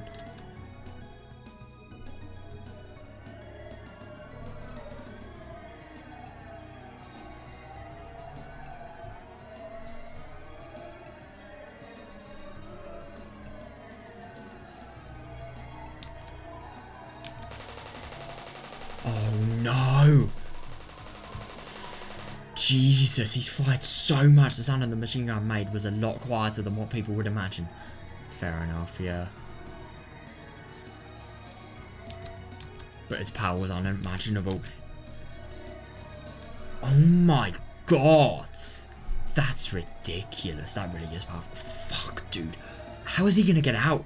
That's my question. How one of the tires on EDS car was cut to shreds and collapsed in a puff of white smoke. Because one tire collapsed, all of a sudden, EDL lost control of his car. Oh no, he tried to steer away, but that made things even worse. As this spun, EDS car drove off the shoulder of the road and slid down the slope into the oh no. Oh god. Oh my god.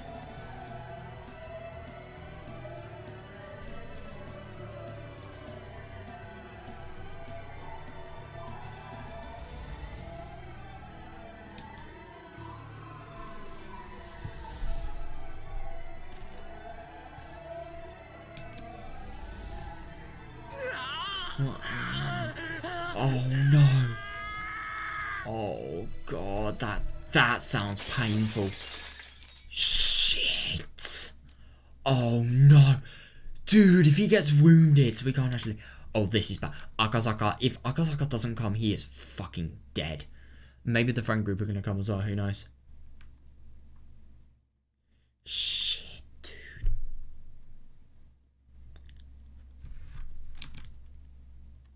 The sound of trees breaking, the car being battered from every direction, disappeared down the slope. Oh no.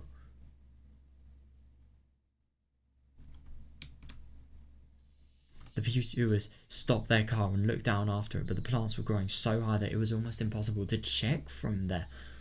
Right.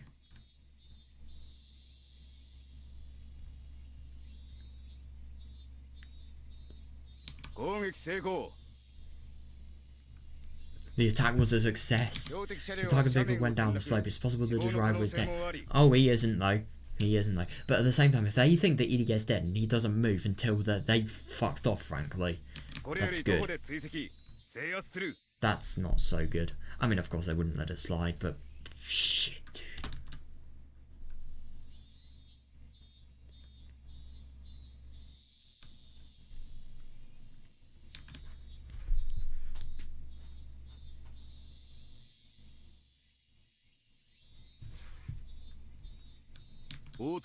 Phoenix 1, roger.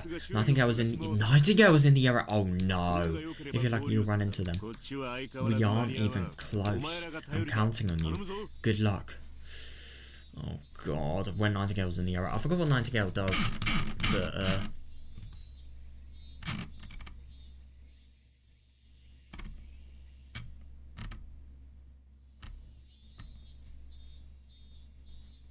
also, this is just backup. It's not really anything sort of really significant, but still, backup could potentially be really bad for a situation like this.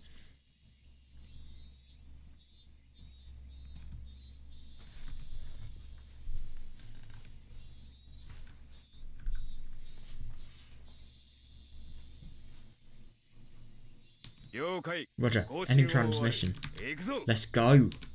The mountain dogs left their car and headed into the woods without hesitation. Yeah. Ooh. Oh, brilliant. Akazaka, I've received the phone signal from EDA. The phone rang for over 3 minutes. Yep, the signal told Akazaka that EDA was in some kind of emergency and that Akazaka himself was in danger now. Yep, and that is exactly what's happening. I so hope Akazaka finds this. If he doesn't find what's happening, that could potentially be really, really bad.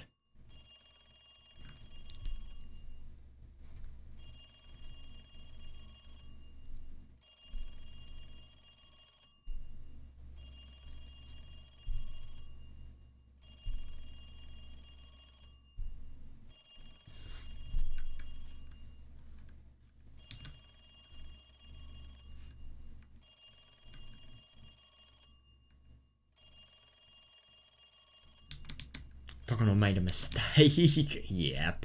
She didn't realise the ringtone itself was the signal.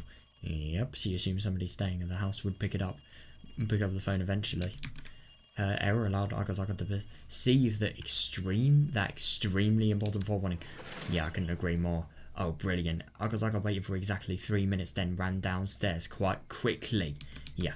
He had already put his shoes on while listening to the phone ringing. Yeah, good for him. Akazaka had memorised the layout of the town from the map he kept near the phone. Wow, that's really good. Oh, that's even better. Yeah, so I wonder what he's actually going to do. Is he going to go to the Sonozaki residence, get all the club, and then go to EDF? Or is he maybe just... I think he should go to EDF firstly. It's going to be way quicker.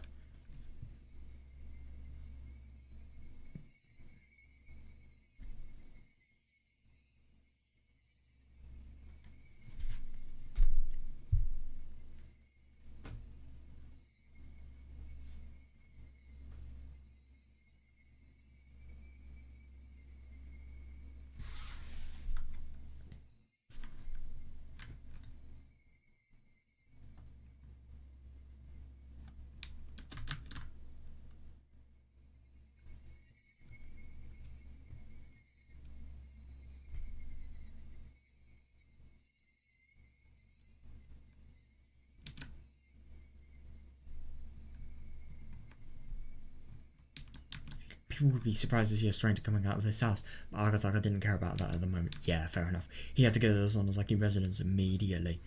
That's actually really bad though, because I suppose this may not be a call for help. This may be a call just to get out of the house. Oh no. However, the observers would see him, and that was a problem. Yeah, definitely. They'd soon come after him, and then they blow the cover off where everybody is. That's actually a big problem, yeah. They soon come after him. Upon finding the house empty, they'd assumed that the man who ran from it knew something. Yeah, definitely. Once Akazaka left Dika's house, he had to be prepared to fight. Yeah, fair enough. He relaxed his shoulders and reached for the doorknob. Major. Oh no, Major, there's a... Yeah, they've instantly found out. That's really bad, yeah.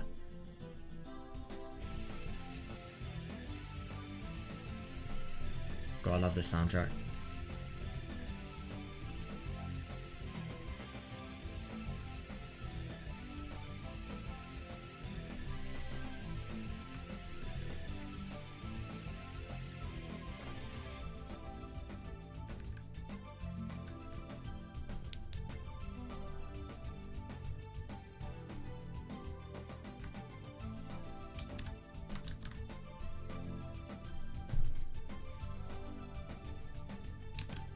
Measures. There's a message from the unit observing the R residence. A suspicious man just exited the house. A suspicious man. Yeah, definitely.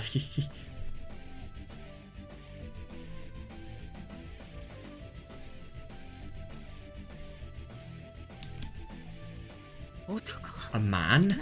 Who is it? Actually, I don't care. Just catch him. Yeah. I don't think that's going to be very easy. Loud and clear. And pursue and stop him. That's actually really good though, because the focus is going to be directed away from EDF. Brilliant. But at the same time, not so good for Akazaka. But Akazaka has so much more of an advantage, I suppose. It was only 10 AM. Yeah, it was a lively morning. Many people were getting ready for the festival. Brilliant. That's really good. Akazaka weaved through the people going in the opposite direction and ran down the stairs leading from the shrine. The Manzadogs were already chasing after him.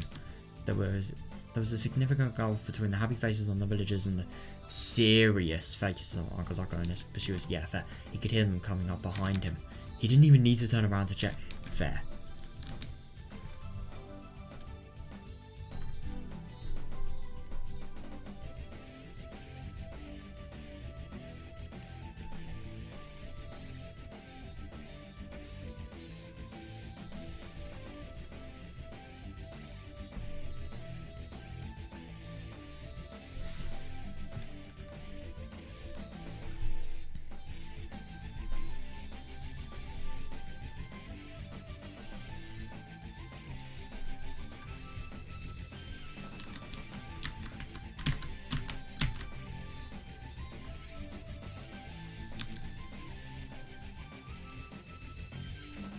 Akazaka held his breath, focusing all of his senses to their limits as he sprinted even faster than he usually could with all his might.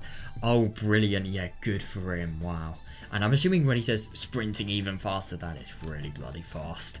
That's probably quite something.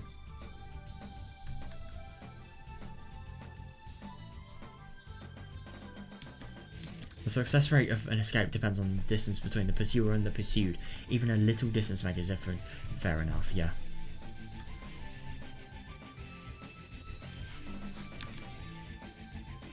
Akazaka ran to the bottom of the stairs like the wind, then headed in the opposite direction away from the Somozaki residence. Interesting. Yeah, and I suppose so you can sort of, you can deceive the mountain dogs in terms of where you're actually going.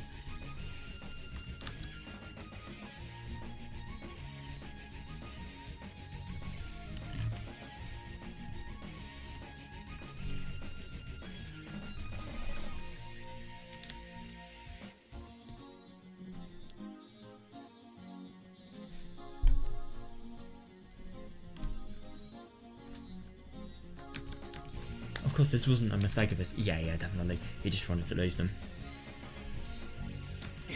Shit. What? Speed. Oh, brilliant. He's even outrun the mountain dogs. I mean, that doesn't really surprise me because of his ability, but like, still, good for him.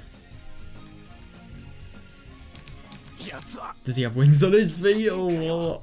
Yeah, I don't really think it's a good idea talking about it. They're panting. Oh my god. The observers weren't ready for this chase. Yeah, that's brilliant. They never expected a fast and fully grown man to run out of the house. Yep. They assumed it would be a little girl.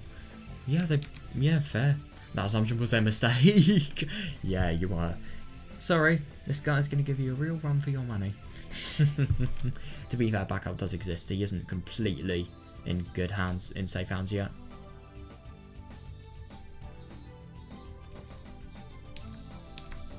Besides, Akazaka's locomotive-like power was nothing like that of normal people. Fair enough, there was no way they could catch him.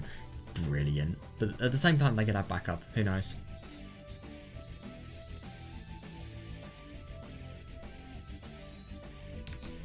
The Manta Dogs fell for Akazaka's trick. They called HQ, told them that he was headed in the opposite direction and followed him that way.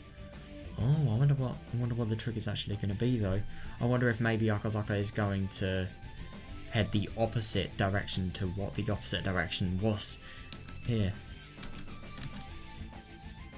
Akazaka was confident that he could have been completely confused if he had a little more time. Oh, I wonder what he'd do.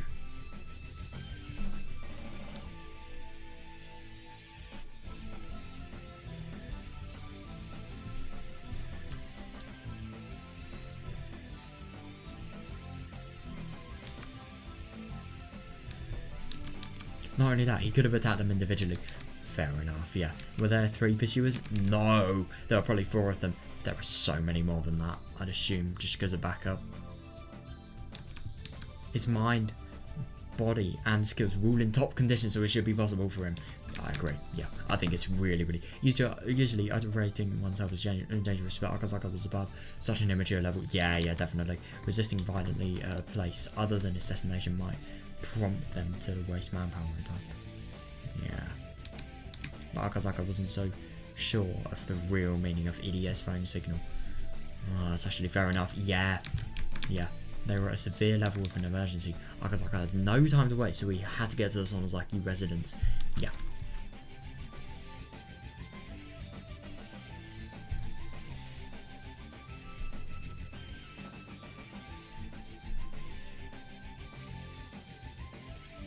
I find it really funny. Akazaka is just so good at what he does that he genuinely has sort of passed the point at which you could think that he could potentially be overrating himself, you know, when he talks positively about his skills. I mean, it's so funny that.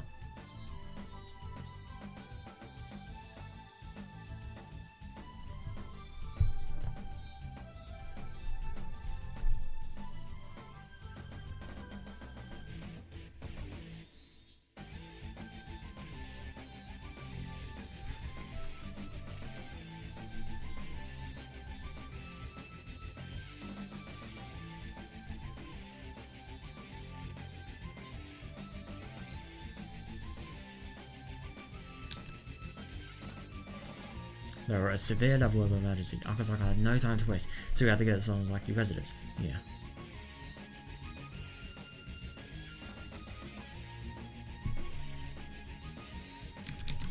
As Akazaka ran as fast as he could, he tried to think about the situation calmly. Could he attack them first and then head to the Sonozaki residence? That probably would be the better option, to be honest, because you don't really want to know where he's actually going and why he's going there. The pursuers were scattered about and running out of breath. Brilliant. That would actually be really good for the fighting to begin. It would not be easy to fight 4 men at the same time, but it would be different to take them one on one.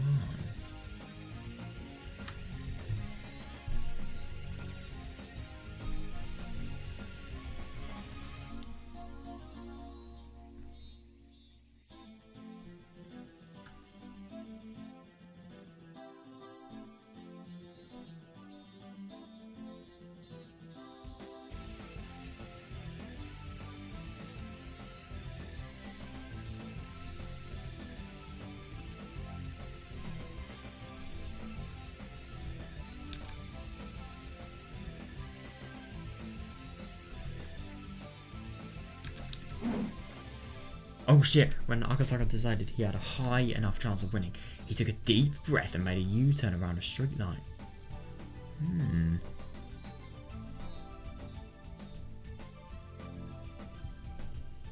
God, I really find it funny that, like, he's so composed that he can genuinely take deep breaths and he can actually think of rational plans.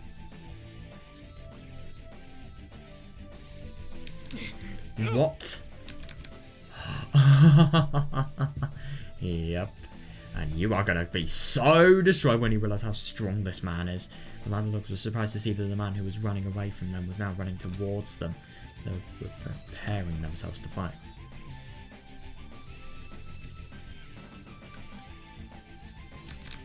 But before Akazaka even reached them, he already had everything all planned out in his head. Yeah, he had calculated how many blows would be required to take them all up. Jesus Christ. You can't fully know that, but at the same time, I think it could be very likely that he could be right, just because of how much experience he has and things like these.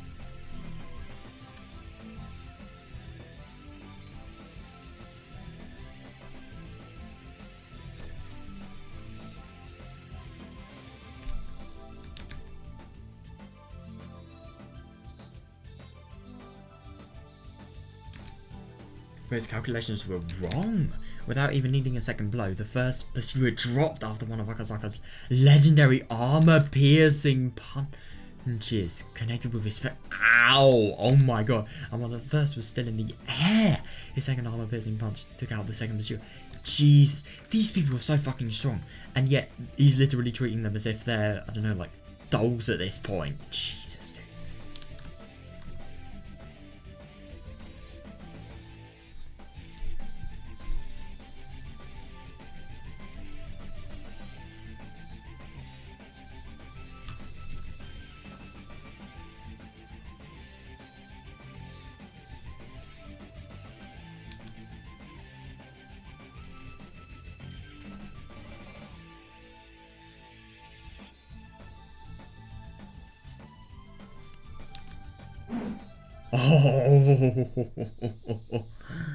Oh, where are we now?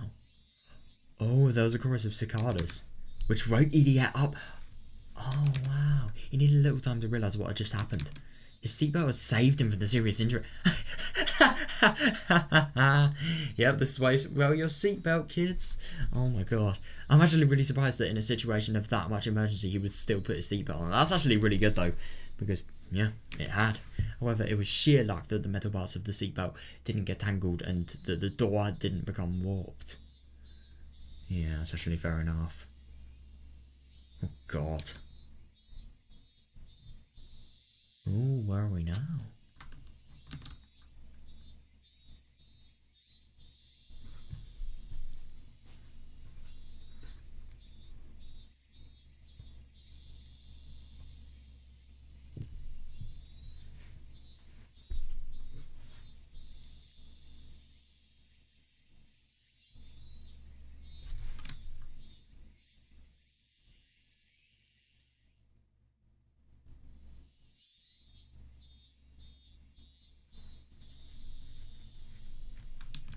He was on the bottom of a slope near a different forest road.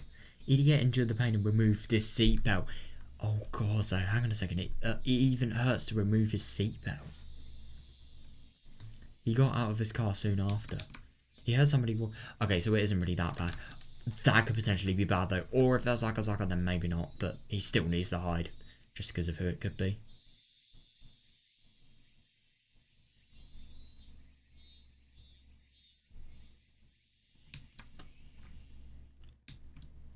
A pursuer.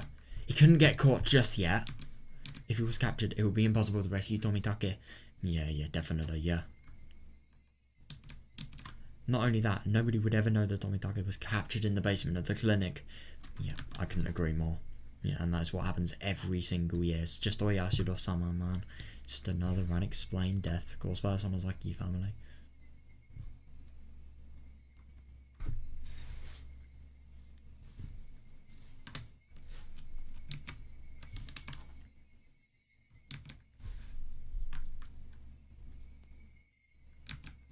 Even though Idiot knew that he was helpless, he couldn't falter here. Yeah, the only thing he could do was resist them and run for as long as he could. Yeah, definitely. Yeah. But as soon as he started to run, Idiot realised it. Please tell me it's Akazaka. Oh no! He had no strength. His legs were shaking and he couldn't even see straight.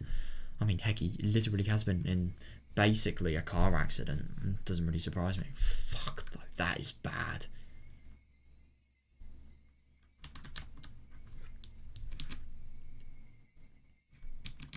He had only been stepping on the gas pedal, but his lungs were about to explode and his brain was lacking in oxygen. Yeah, god.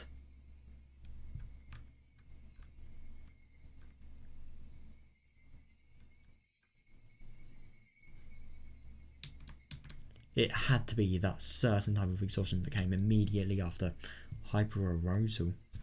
What is that?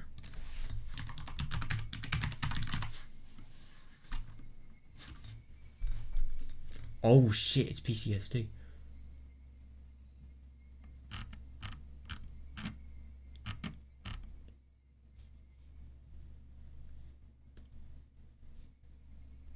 Also, an abnormally heightened state of anxiety that occurs whenever you think about a traumatic event. Even though the threat may no longer be present, your body will respond as if it were. Oh shit, that's bad. Oh no. Oh shit, that really is bad.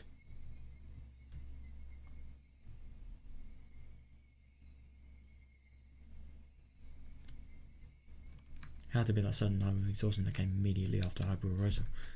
Yeah. Idiot understood that intellectually, but he still couldn't get his body moving. Shit, dude. He tried to run, albeit in a wobbly way. He heard a noise coming from the slope behind him. Oh no, this was it. But Idiot still tried to run as far as he could. Good, but the only thing is... Oh no. No, it's not Akazaka. Fuck, dude. This is really bad.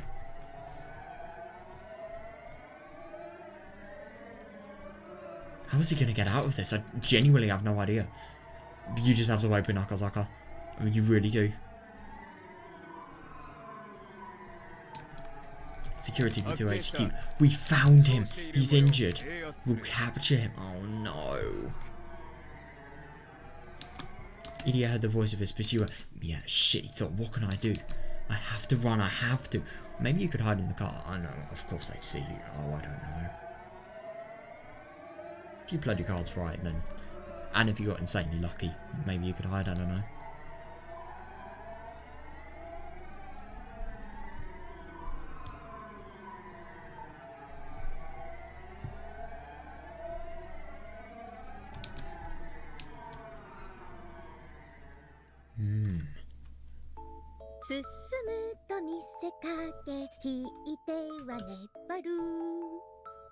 That's definitely not something I expected to hear. Just a little bit of a change of atmosphere. Somebody's literally dying, but now we have Sion singing some sort of song.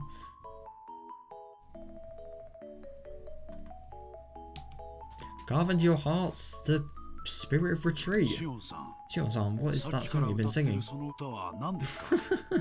Yeah, what is it? Don't you know? It's really popular nowadays. I apologise. I'm rather ignorant when it comes to pop music. Yeah, can't say that differs much.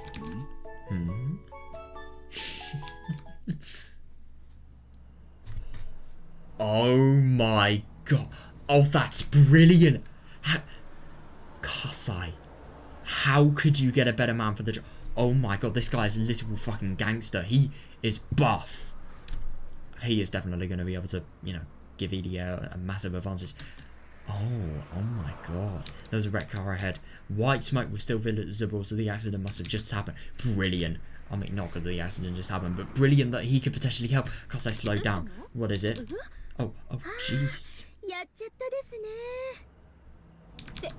Hey, isn't that the coach?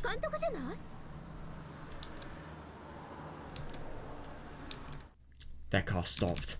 The sound of the brakes startled Idia. Oh no, and he fell on his behind.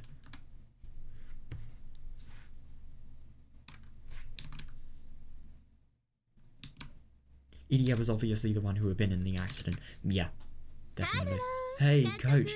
Oh my god, Sion, this is not the time for, you know, larks. Oh, a Skylark will be the one that could potentially kill you. Hey, coach, is that your car?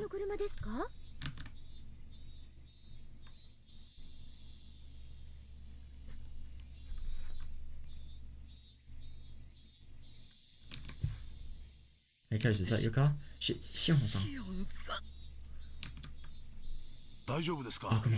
Oh, I'm so happy the car size there. Are you alright, Dr. Idiot? You should go see your doctor. I love that. Well, I don't really know. It's just kind of funny, like, you're telling a doctor to go see a doctor. I mean, it's fair enough, but, like, still. It just sort of makes him sound like he has no role at the moment.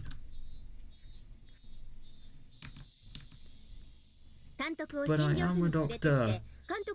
Yeah. We'll take the coach to the clinic so he can treat himself, huh?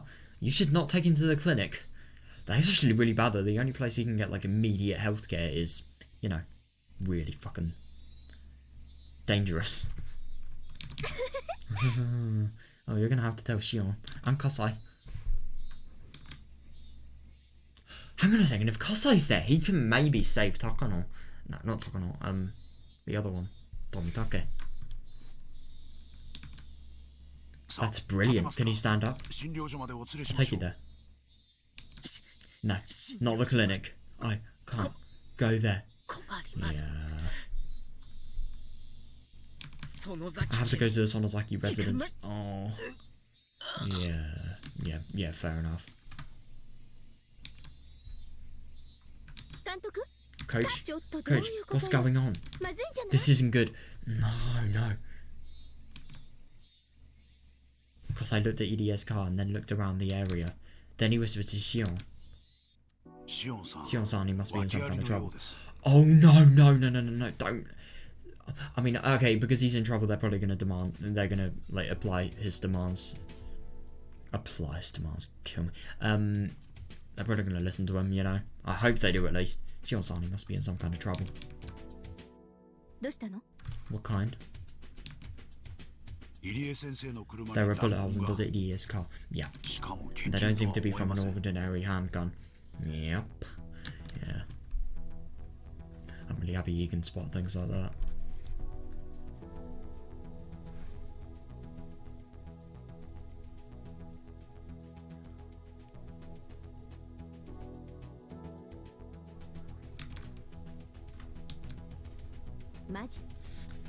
Really?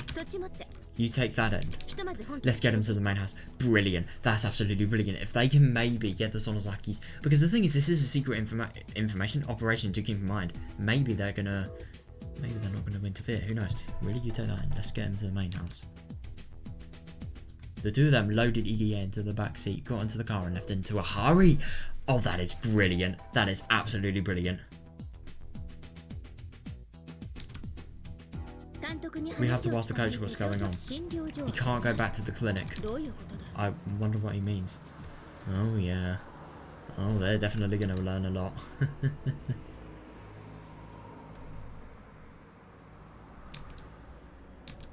It sounds like he was running away from someone there, but I don't know. Yeah.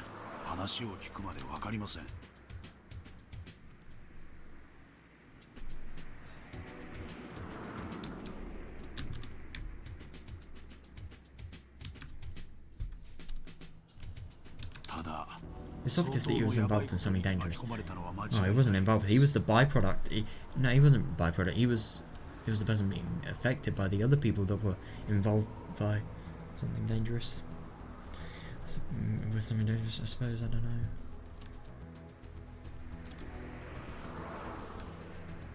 know. Hey, where are you going? She almost gets confused as to why, because I suddenly made a wrong turn. Oh, I like his thinking.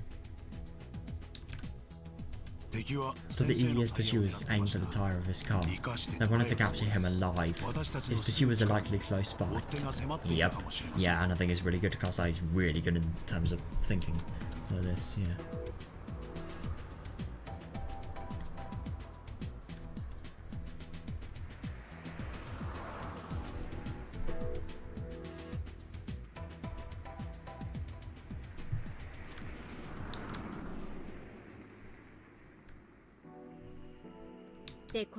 Are they after us?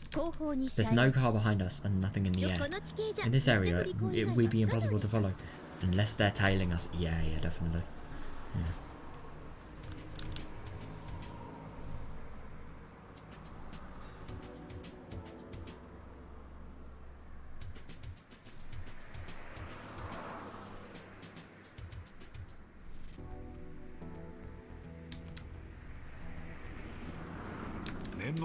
I'm gonna make another left turn just to be safe, yeah, and then head to the main house. Could you watch what happens behind us? Yeah, fair. You've got it. Security to HQ. Oh no. The target was picked up by a civilian vehicle. Oh, not just any civilian. I'm sending the license plate number and the car model. Oh no. That's bad. I mean, I don't really know what they do with it, but... I really do wonder if they have software. I wonder if they have software that actually tracks specific locations for the car, but I don't know. I don't really think that would be possible. I suppose they could maybe hack the GPS, but at the same time, GPSs probably didn't exist back then. And hacking something like that would take a shit ton of time and experience.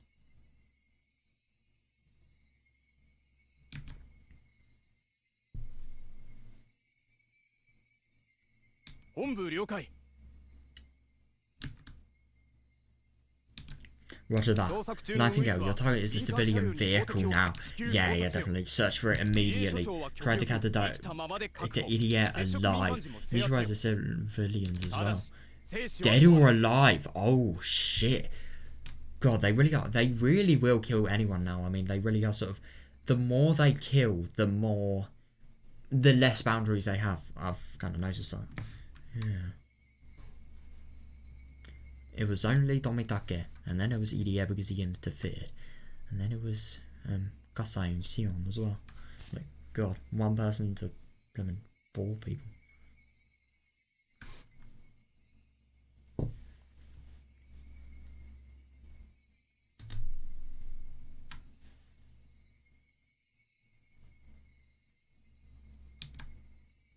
Are you sure? Are you going to find him? Don't worry. There's a tracking device on the director's code. Oh, that's fucked. Nightingale's vehicle can catch the signal and they can pinpoint where he is. Oh. Oh, shit. Hang on a second. So everything that is actually being deceived, that Kaz is actually trying to do. Oh, no. This is... Everything, every time we think it's just going right, it's going to go wrong again. Dude, that's really bad, though. The only thing is, Akasai is a gangster. Maybe he will have the thought processes that they'd have. Who knows?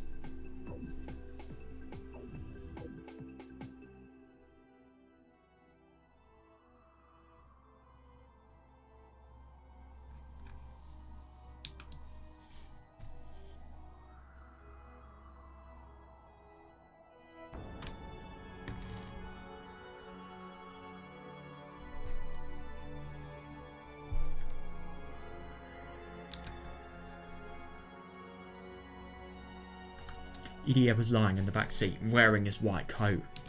Oh no, there was a device on his collar. Oh, that's bad. Of course they don't put it on his coat. They put it on the one place that, you know, you'd have to remove everything. That probably would be the hardest to remove as well. Oh, that's evil, yeah. The security department put it there just in case.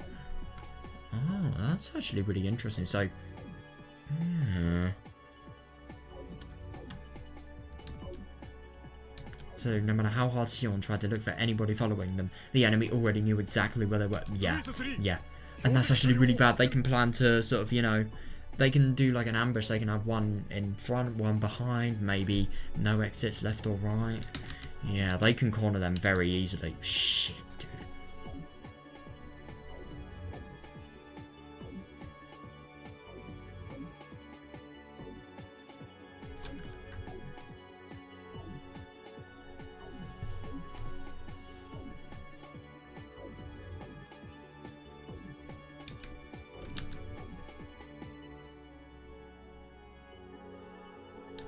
It's Nightingale 3. We found the vehicle.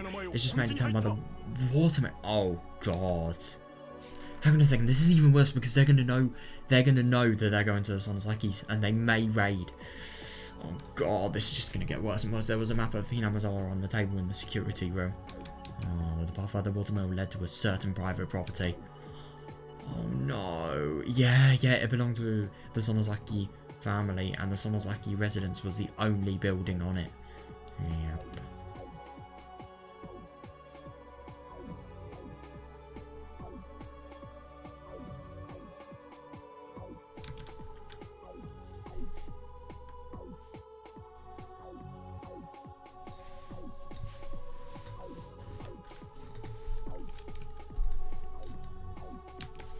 Major.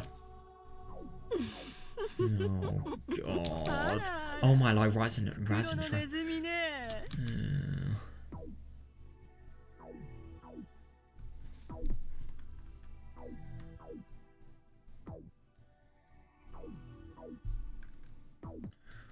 Oh god. I just really wonder what's going to happen. Because this could risk the entirety of not only their house being broken into, but secondly, them potentially finding out where they're actually staying. At the same time, they do have a very good source of protection if they hide in the torture room, you know.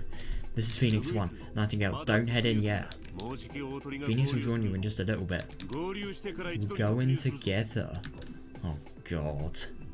Oh, God, Okonogi as well. That is bad. But the only thing is, I kind of get the feeling, if they're going to have to wait, then maybe Akazaka can come as well. No, that's actually not as bad, because Akazaka is heading to the Sonozaki. Oh, that could potentially be better. Not good, but better. This is Nightingale 1. Understood. Okonogi, don't give them any time. Why don't you let Nightingale go in?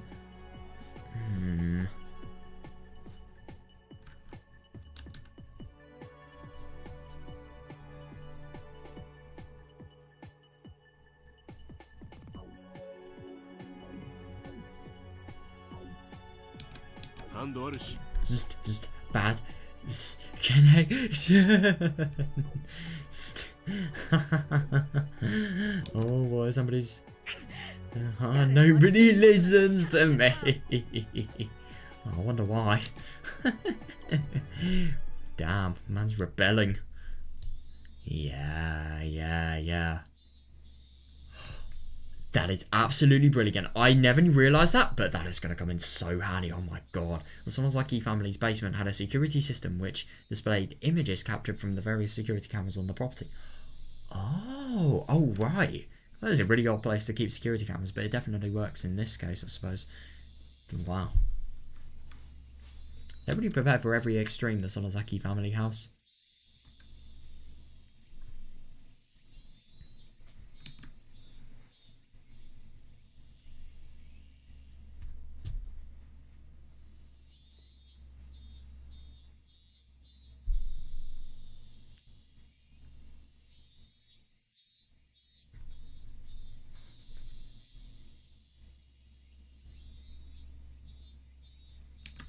Of course, it wasn't as high tech as the one in the EDA Institute. Yeah, fair enough. It was in the room. It was in the room on the second floor of the Gasso house, a Japanese-style room where you had to kneel to avoid hitting your head. Oh my god! Wow, with bundles of wires snaking away from the monitors. It felt like a hidden chamber. That's fair enough. Wow.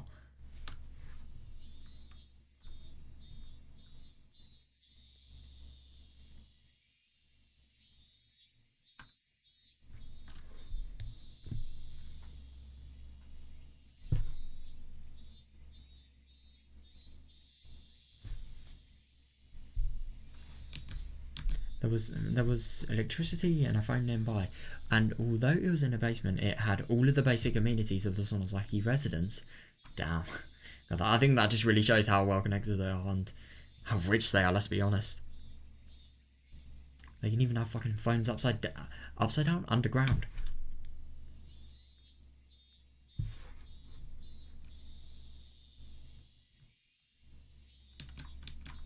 At first, all the club members have watched the monitor curiously, but after a while it got too hot in such a tiny room.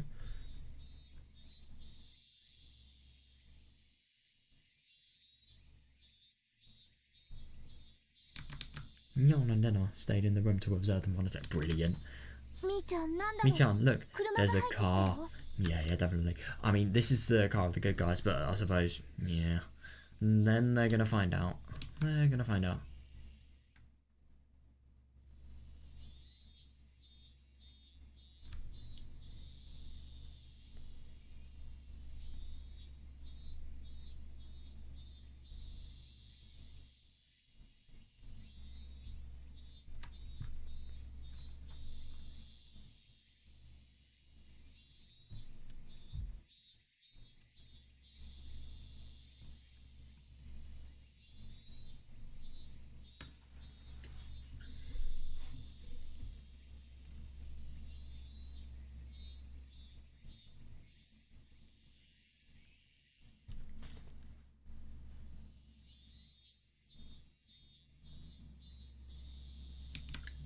Mi-chan, look, there's a car. That's Kasai-san's car. It's probably Sion. Oh no, this is actually kind of bad. They don't really realise it's that much of a big deal. But when they see EDA, they definitely will. I bet she came because the festival was today. Jeez, why does she have to come now? Fair enough. I don't have time for her.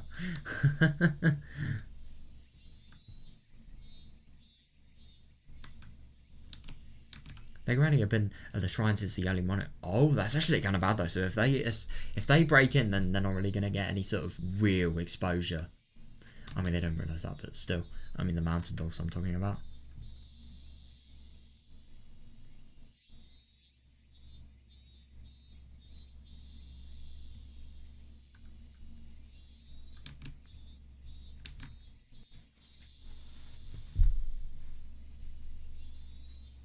So there was nobody upstairs to answer the door. Yeah, definitely.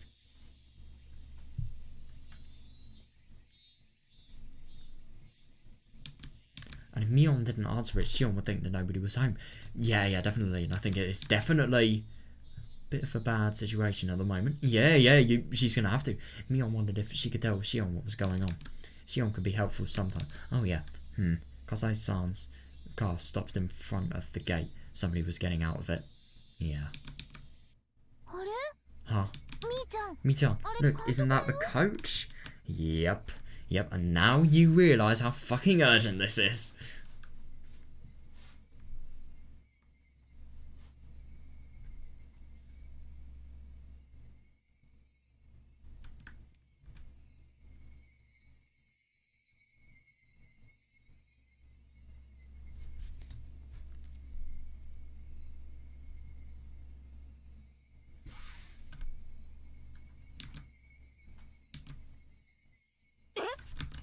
What?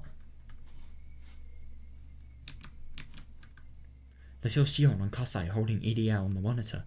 Yeah, definitely. Obviously something serious had happened. Yeah, definitely. Let's move. Lena, Kei-chan, come with me. Brilliant. Satoko wants the monitor. Rika-chan, don't come. Oh yeah. Hanyu, make sure Rika-chan doesn't move. Yeah, Hanyu just the most useless role. Just Hanyu's like, I don't know what is it, like the mentor.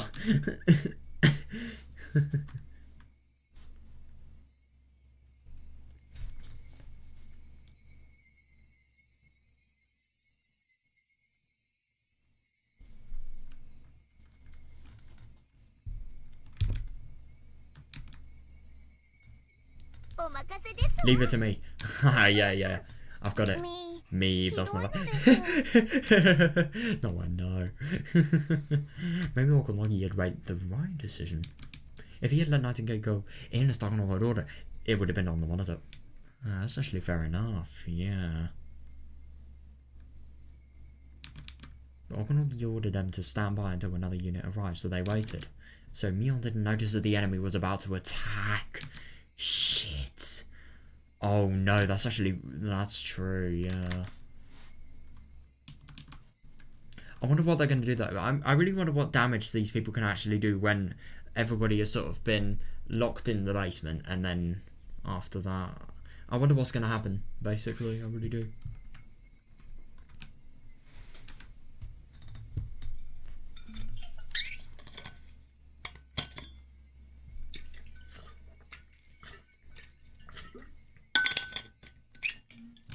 By this time, there were many vehicles belonging to the mountain dogs parked by the wingman. Oh no, so they can't actually view. Shit. Many vehicles, so that's really bad. Okonogi and Phoenix 1 had joined with Nightingale, and they were getting ready to head in. Oh no.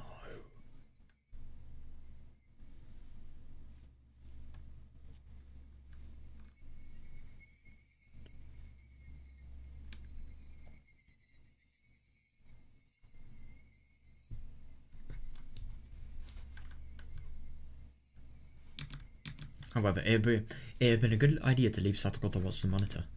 Oh, and if Mion hadn't gone out, Idia would have been killed. Fucking hell. That's probably true. Mion didn't know it yet, but Idia was their only hope of rescuing Tomitake. Yeah, definitely, because he's the only person that knows he's gonna be dead. So it was entirely by circumstance. They did everything correctly. Yeah. Yeah. Sis. I wonder if she's gone to the shrine already. Oh no, she hasn't. Do not fucking give up. Oh my god. She does not realise how much danger they're in.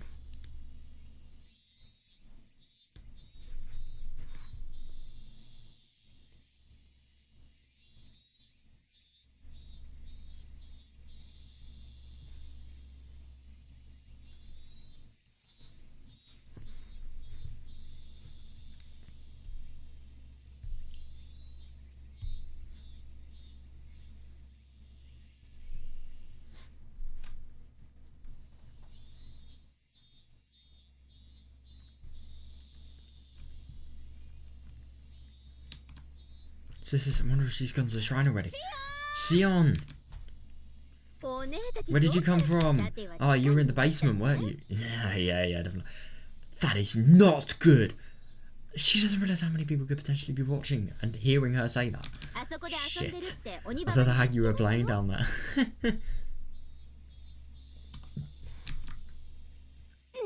Who cares about that? How was the coach? Coach! Shit, I really hope he's alright. Is he alive? Huh? Are you all in trouble too? Oh, Sion, come on. Be with the atmosphere. What's going on?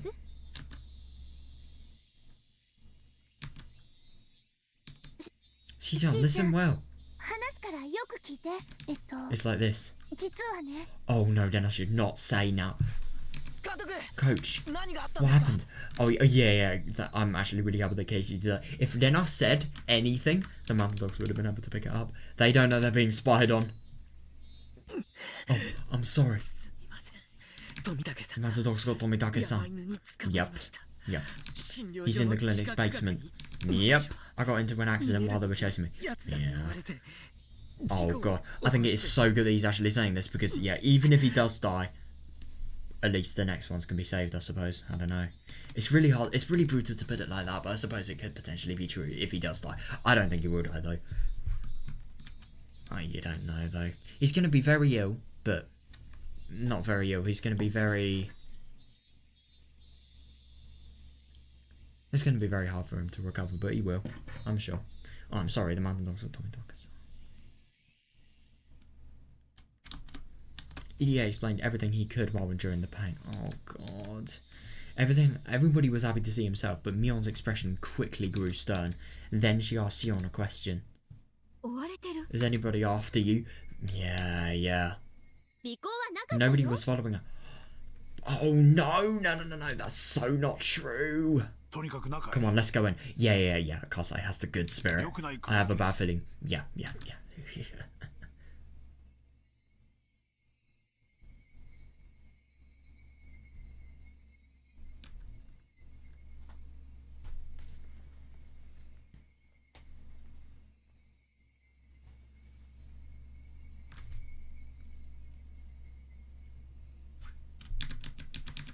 They heard the sound of a car approaching. Oh no. And it wasn't alone. Yeah, definitely. They need to fucking run. Who could it be at this time of day? It was a waste of precious seconds to even think that. Yeah.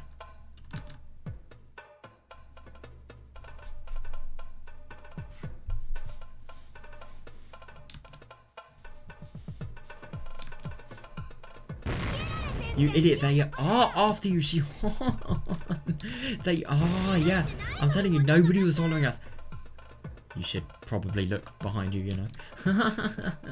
Because they picked up both sisters and ran through the gate. Oh my god, what a fucking savage. Yeah, they can't be bothered. These people are like my age as well. No, they're probably not. I think they're a year younger than me. I'm 16 now. But like, yeah. So that would be really fucking heavy. I mean, not only do you have to have so much strength to do that, but secondly, it's just like, these people are arguing, they're quabbling. Nah, fuck off. I'm just gonna pick you up. That is like Omotsukaeri, but in action. Yeah, maybe, like, not completely weird though.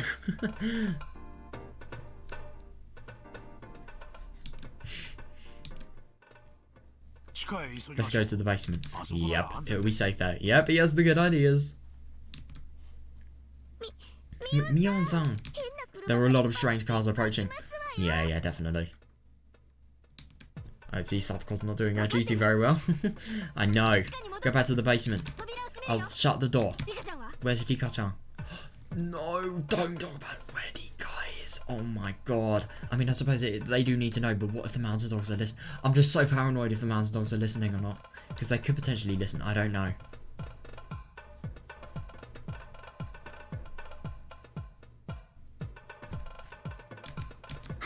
She went into the secret room with Hanyu-san. Oh, brilliant. Yeah, that is so vague. Absolutely brilliant.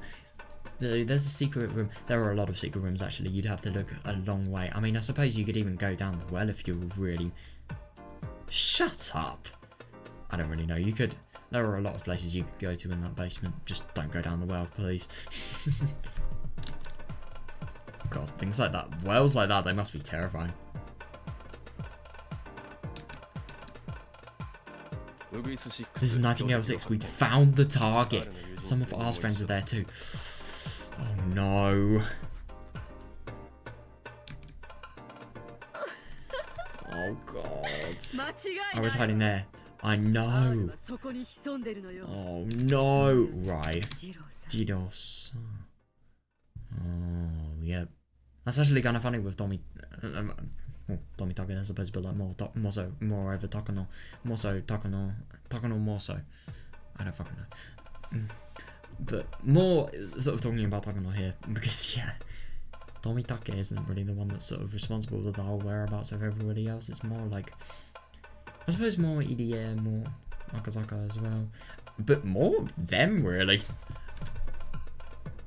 The friend group themselves.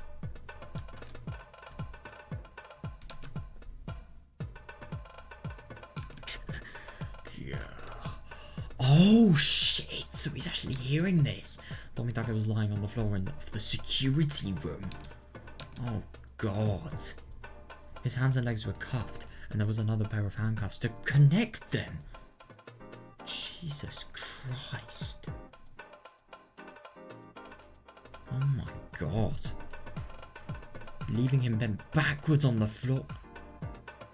Just trying to imagine it. Ow! Oh shit, I can imagine that. That's horrible. Wait, it's Takano. Are you really surprised? Jesus.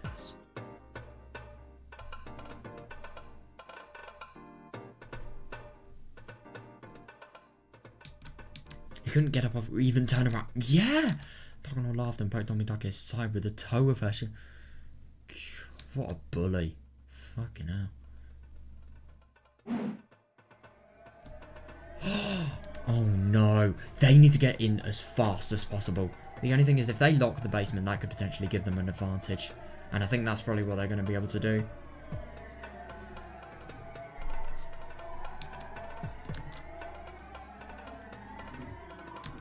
The Manta Dogs climbed over the fence easily. There was no need for anyone to explain at this point.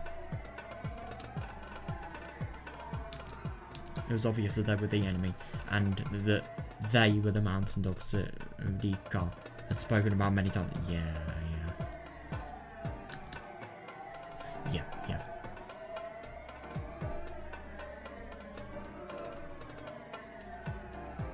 That's actually really good that everybody thinks they're the enemy. Yeah.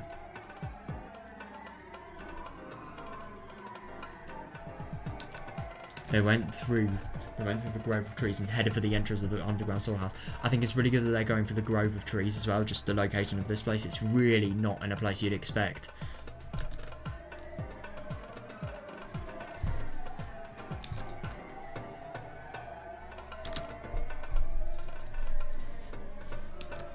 The first 5 mountain dogs were supposed to capture them. Oh! But they fell down one after another.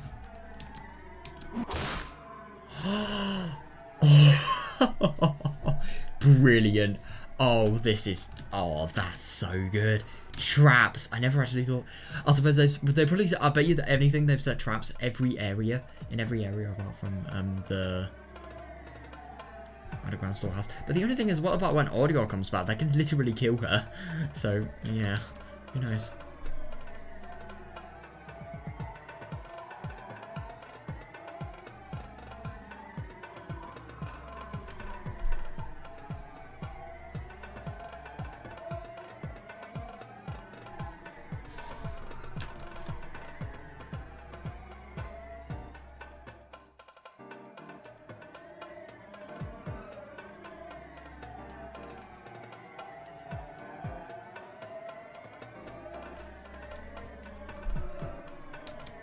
Just one of the mountain dogs started to wonder why they fell.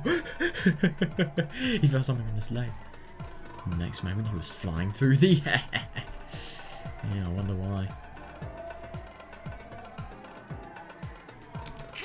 Shit! As he stood up, his leg got pulled again? He realised that there was a rope wrapped around his leg.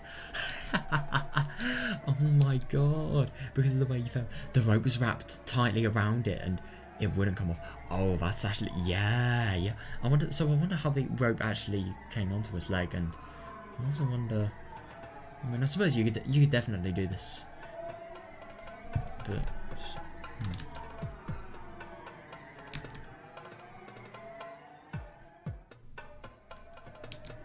Be careful.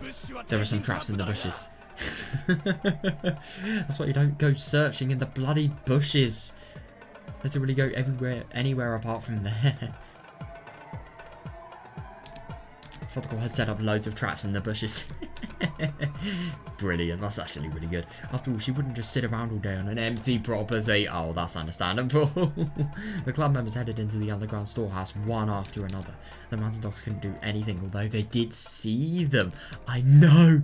Even better. I'm closing the door. Brilliant.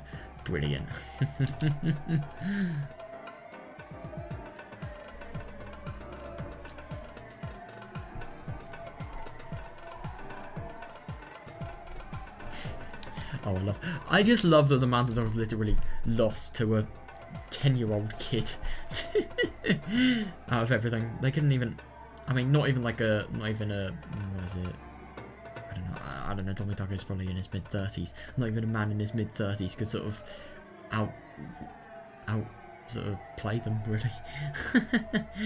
I'm talking about Tommy Tucker here, by the way. I'm closing the door. Come on, help me. Here we go. Oh, brilliant. It was a heavy door, but when they put their strength together, it closed easily. Nice one. Mion locked the door quickly, putting on the deadbolt for good measure. Absolutely brilliant. That is it. They are safe, and the mountain dogs are fucked. But the only thing is, the mountain dogs actually have access in the Sonozaki house now. I mean, there are traps in the bushes, but they can still steal a lot of things. And they can actually get access to a lot of documents. I don't really think it is the best thing.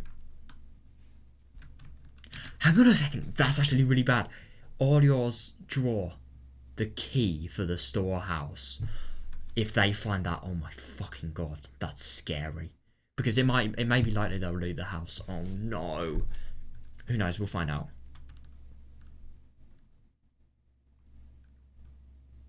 God, this image does not give me good memories. It gives me Marakashi vibes. Do you think this will be enough? Don't you think they'll break this door? Don't you think? It's metal, no way. And it's locked. I saw 5 or 6, no, perhaps even more cars on the monitor. Oh, they're all vans, and I saw strange men inside of all of them. Yep.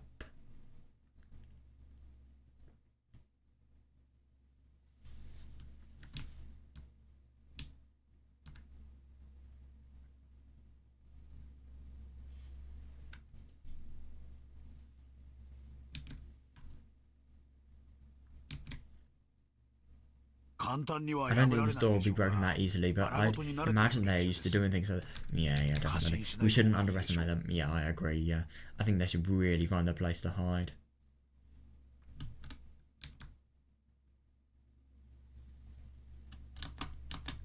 Before he could even... Oh, shit! What? Before he could even... Hang on a second, that may be Yakazaka. No, it can't be. Actually, it may be. Before he could even finish speaking, somebody pounded on the door. The second group of... Oh no! The second group of mountain dogs had arrived. Although the heavy door was separating them, it wasn't all comforting to know that the enemy was just on the other side. Yeah, definitely. I mean, the heavy door is very, very heavy, but at the same time, it's not... I don't know. What are they called? Like, Magdeburg hemispheres. Basically, 2 spears that are separated by atmospheric pressure. As a result of that, like, it's literally impossible to separate them apart just because of the atmospheric pressure that's between them. It's not like that, but it's still very heavy.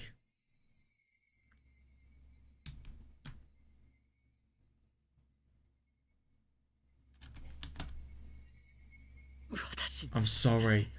Oh, no. No. Idiot tried his best. I mean, to be fair, he did make a mistake, but at the same time, he's still... I don't know. He still did all he could. We all make mistakes, I suppose. You haven't done anything wrong. Oh, yeah, then I'll go for it. Let's go farther in. Yeah.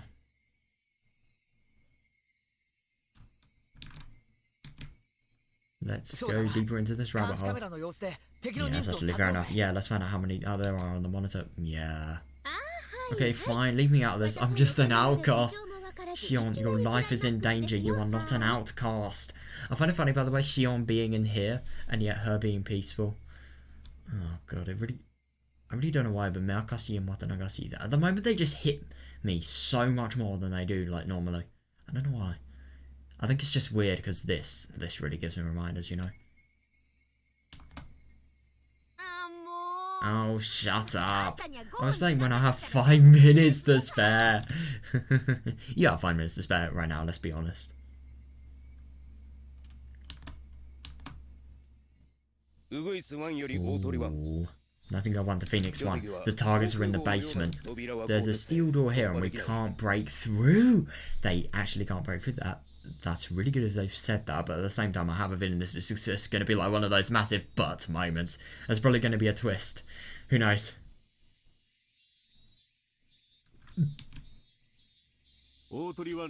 Phoenix 1, roger that. Shit, the Sonozaki family must be so rich. The property is too huge for us to surround, so we won't even try.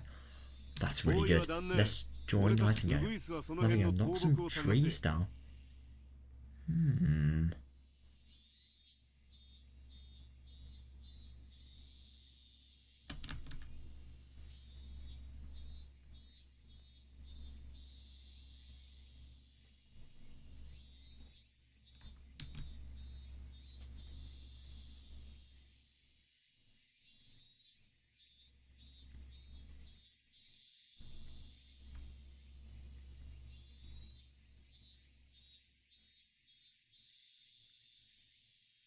We use them to round down the door. Oh, that's actually interesting. Proper Macbeth style. God, I'm actually kind of surprised that would be possible, but I suppose if they somehow got a vehicle in there and they drove the vehicle... Are you an idiot? You could just drive the vehicle into it and it'd probably work. But I suppose you could...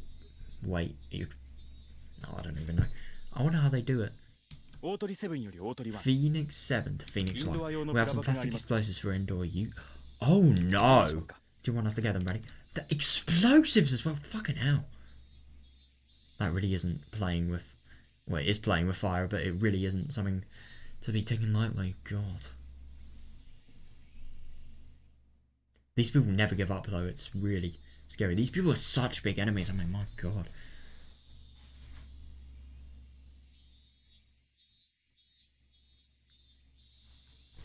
We have 2 men down.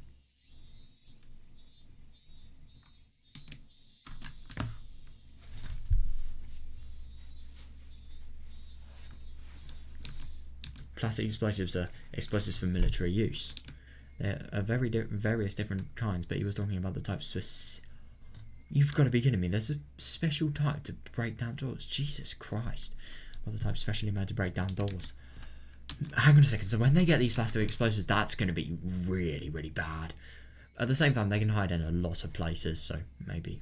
But the only thing is they are gonna search that place entirely, the mountain dogs are. Okonogi momentarily thought it was a good idea, but he changed his mind right away. This is a small village. Yeah, that's actually very true. This is a small village. If there was an explosion, everybody would hit. Oh, that is actually really good. Maybe the tree-related thing could be a better idea. It was daytime and they were on the surface. It was the worst time and place for the mountain dogs to do their job. Yep. Oh, that is really good.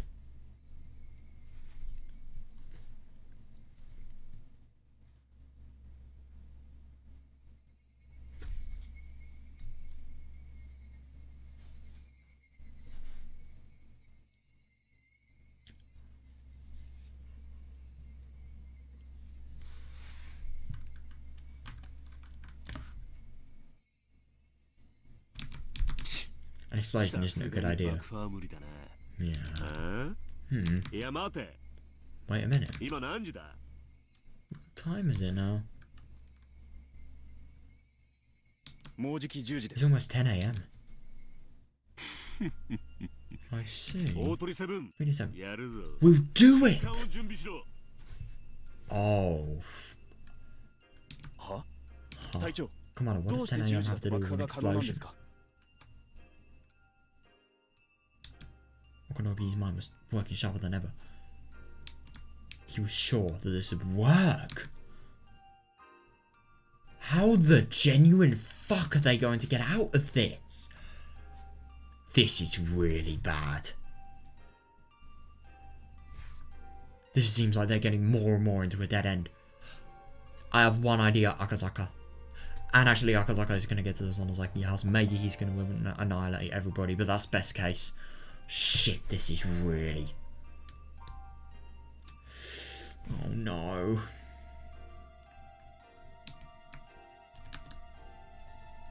Everybody gathered in the secret room. Everybody okay? Ah, we were watching the monitor.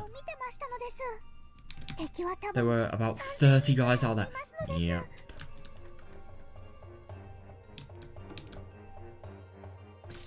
That many? Yeah, that's not good.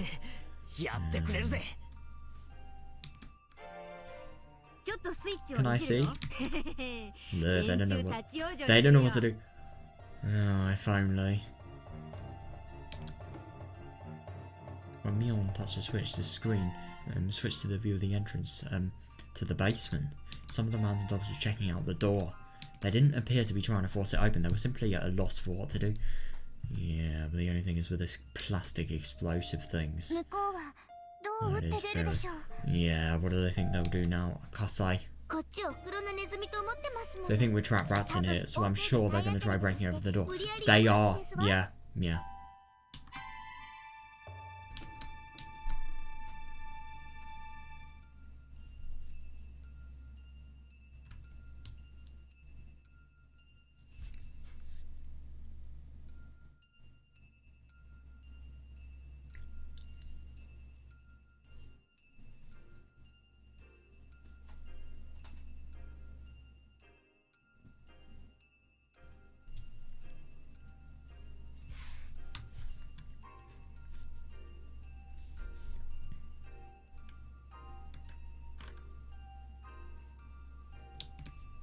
They think we're trapped rats in here, so I'm sure they're going to try breaking open the door.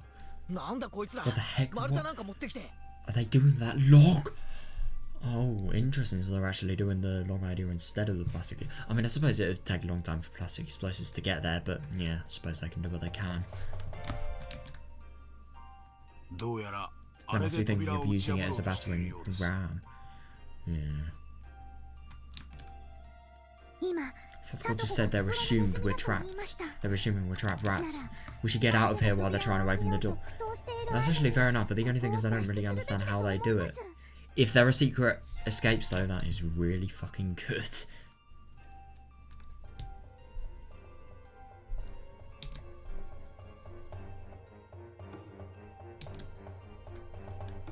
I agree. Besides, we have the rescue. That is actually very true. You do need to rescue Tomitake.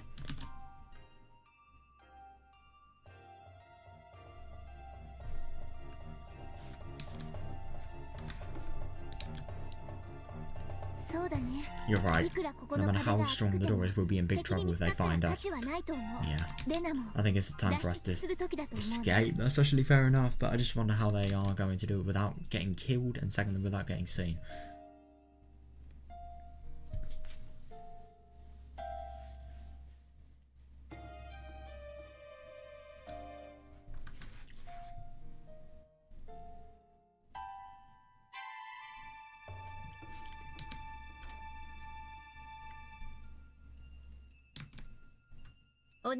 Sis, don't you think we should call the police?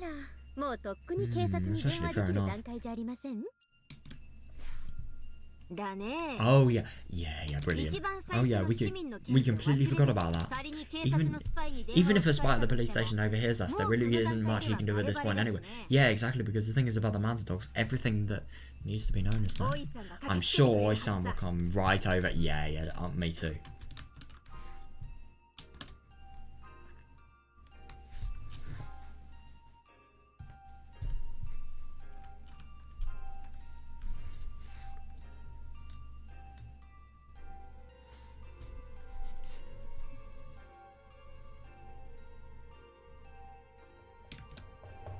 Mion picked up the phone. Why hadn't she thought about this earlier?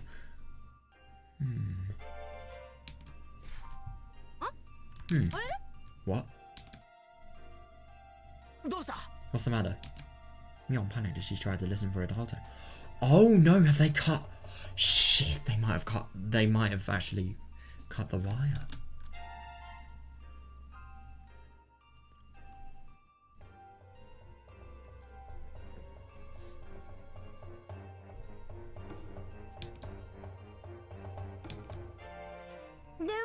The phone, what's going on? Oh no, so they've actually cut any means of communication they can actually do. But the only thing is they've probably done that from the entirety of Hinamizawa. Because they might have done the line cutting operation already, who knows? Shit, dude. That is bad. They must have cut the line. Yeah, definitely. What? Suddenly. Everything went dark. What? Is this a power failure? Oh no! Shit, that is bad. Oh, fuck. Cause I lit... Out of everything, the thing that saves us, a cigarette lighter. Cause I lit a cigarette lighter. And Mion turned her emergency flashlight on. Okay, it's good they have resources, but at the same time, holy shit, dude. That is... This is a drawback of a basement. But they won't be able to see you either, right? Jesus, dude. So I'm assuming the basement is powered by lighting. So if the lighting goes, then oh god, things are gonna get a lot worse. Oh god.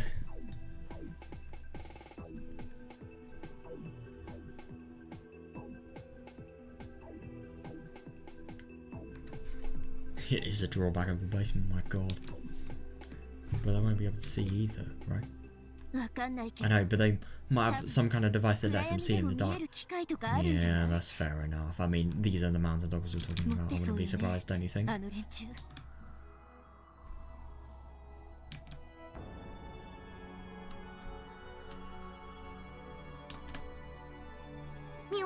Mion-san, why do you think they cut the electricity? Yeah, because they're scared of you guys getting help. Are they just going on the offensive? I suppose so. But the only thing is they're so strong they don't really need to go on the defensive side.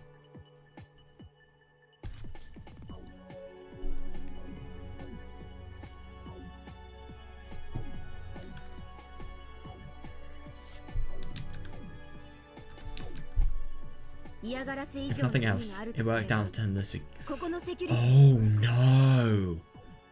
Oh shit, that really is bad.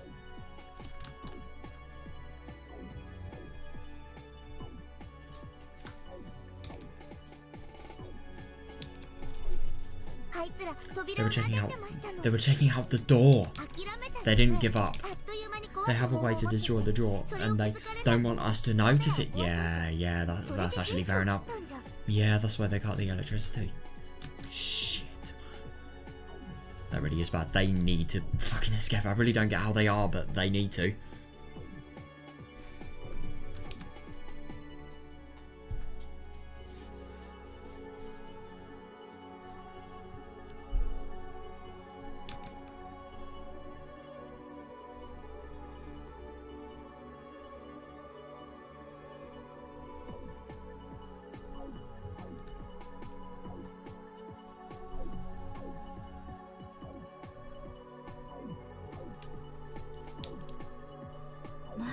Are they gonna blow up the door?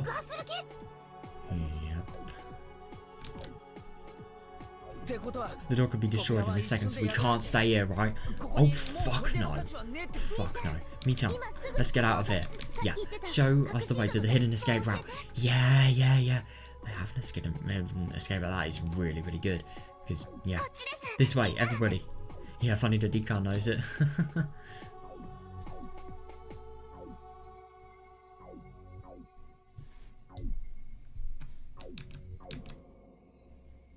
Mion was getting confused amidst all the chaos. She hadn't underestimated the Matador.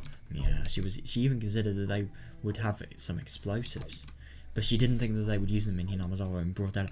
Yeah, I'm actually really surprised that they are as well. But I just really don't get what Okunogi's sort of thought process behind actually wanting to do that. It really is unusual.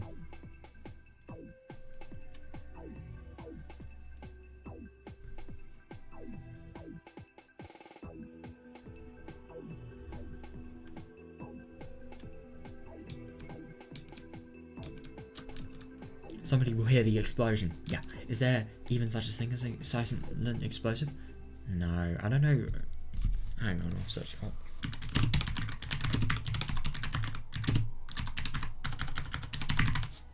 Plastic.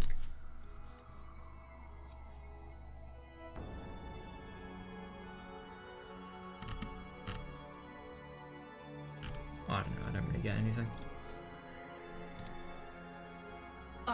What a rough bunch.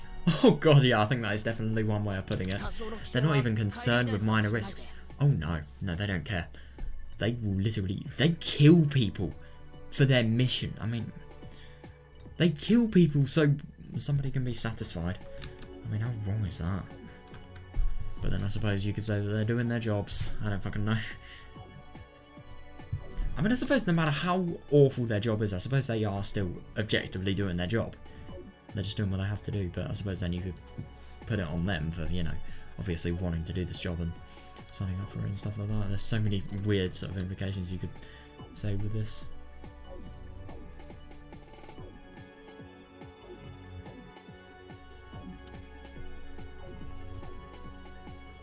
Someone will hear the explosion, I agree. This is a crazy situation, but the Matadors are very, very careful always. I don't know about Takuno-san, but there is nowhere Okunogi-san would allow an explosion in the middle of the... Yeah, it's actually kind of interesting, but at the same time, if he was urgent, then I disagree. But at the same time, he did, so I just don't really understand why. Or maybe Okunogi is going against everybody, who knows? I really don't know.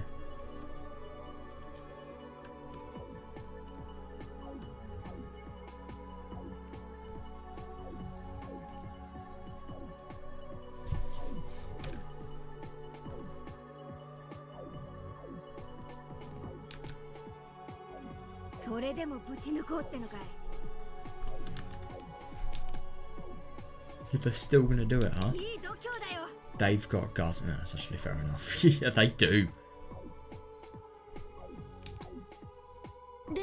I don't know much about them, but just like a silencer on a gun, aren't there like silent explosives? Yeah, fair enough.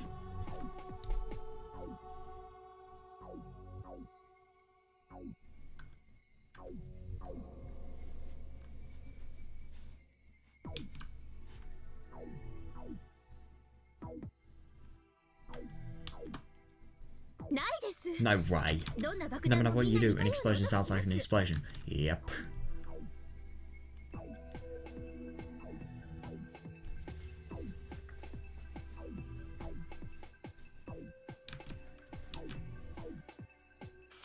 Oh, I get it.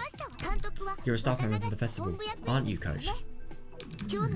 What time did they let people know that the festival was going to take place? Oh, I wonder.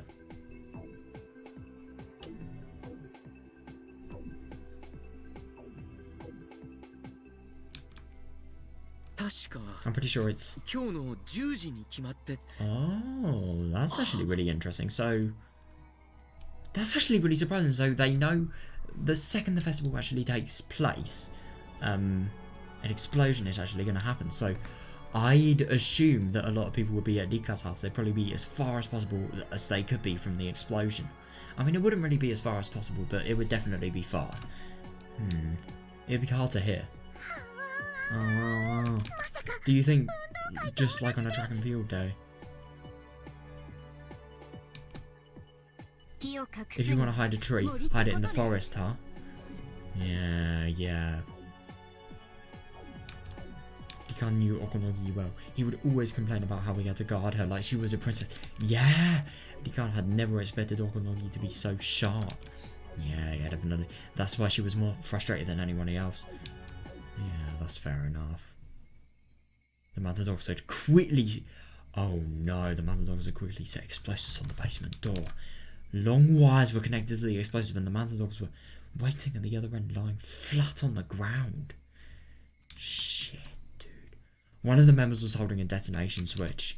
All the wires were linked to it. Jesus, and they've done it so quickly as well. It's almost 10. Oh, God. Okonogi's here as well. This morning I thought it was bad luck. This happened on the day of the Watanagasi festival. But now I'm glad about it. Oh God. I just genuinely can't believe that these people, they not only are going to do things like this, but they're going to laugh about it. It really does surprise.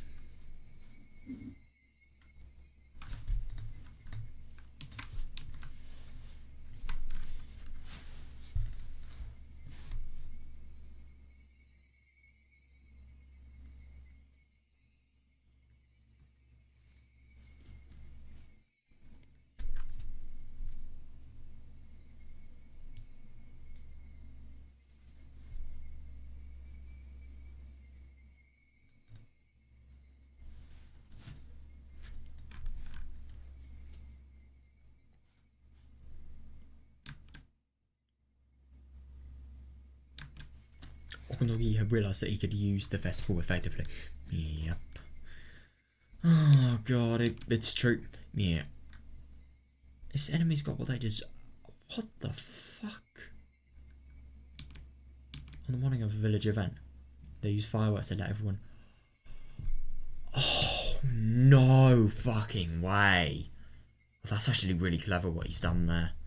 Yes, well, I suppose what he's going to try and do is he's going to try and time it to the exact explosion of the fireworks. So it's just going to sound like another, I don't know, echo of the fire. Shit, that is clever. This method is often used for track and field days at... Oh, right, so that's where the analogy, I think it was Hanyi said it? I can't remember. Yeah.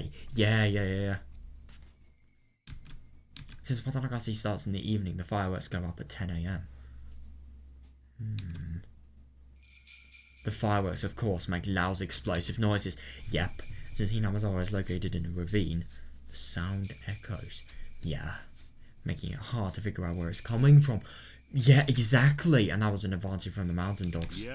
Now. A loud noise and a shock shook the ground like an earthquake. The explosion must have...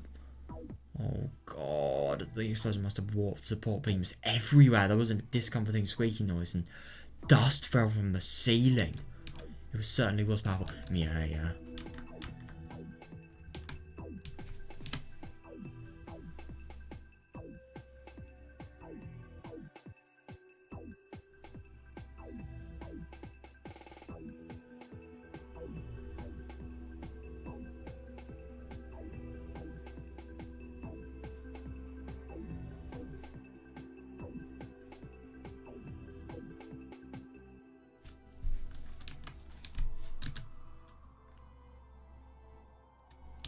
Certainly was powerful.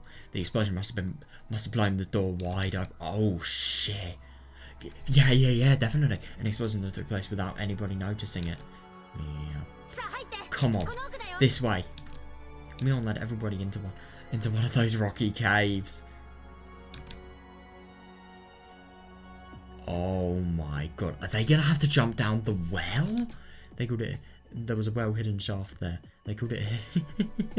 There was a well-hidden shaft there.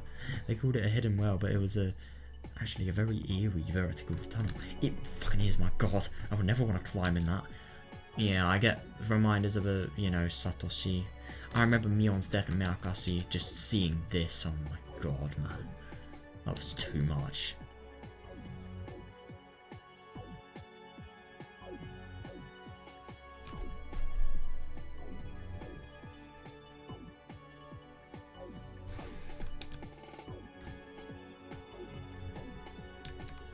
They didn't have enough flashlights for everybody, so there was no way they could see the entirety of the ominous hidden.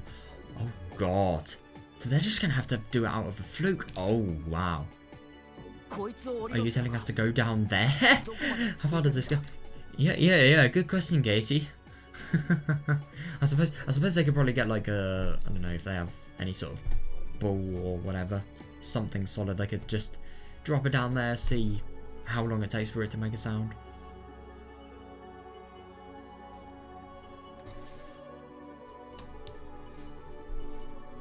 Oh shit. Oh my. That's dead. Oh, this arsehole. I've actually said pretty well.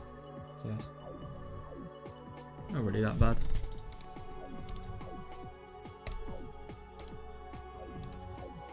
Ow. Jesus Christ.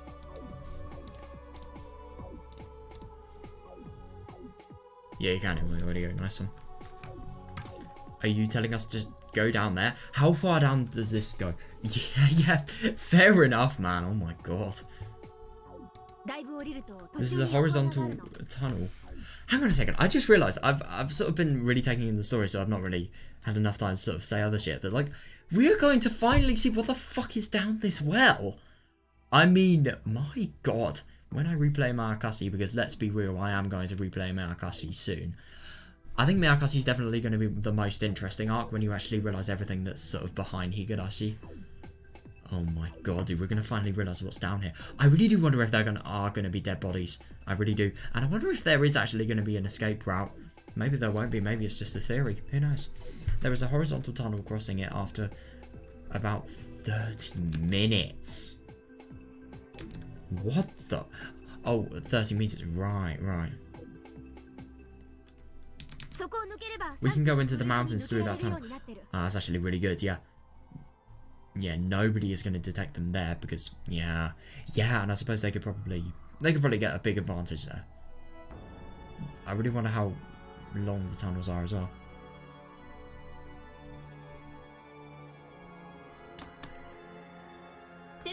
Okay, then why don't you go first, sis? You know the way around here better than anyone. Who's the fittest? Actually, Mion probably isn't this. No, Kasai is. Kasai. He's the best. He's the most. I've just thought of something really bad. How the fuck is Irie gonna get down? Oh no.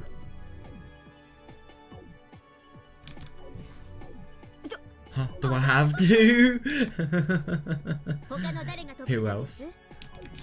Kasai and I will be the rear guard. Come on, hurry up. Okay. Mion was going to volunteer to take the rear. But Mion and Sion knew instinctively, because there were so many of them, the rear might not make it in time. They still have to try. They have to.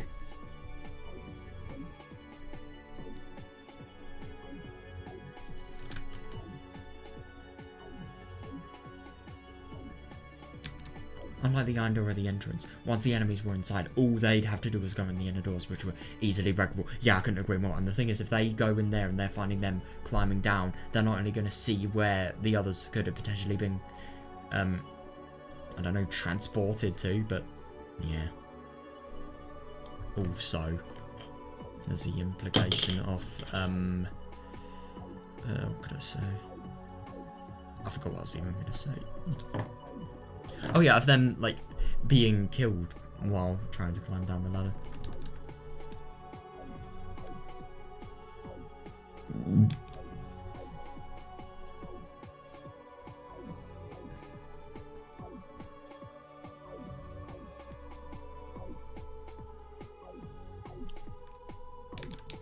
The route was basically a straight line.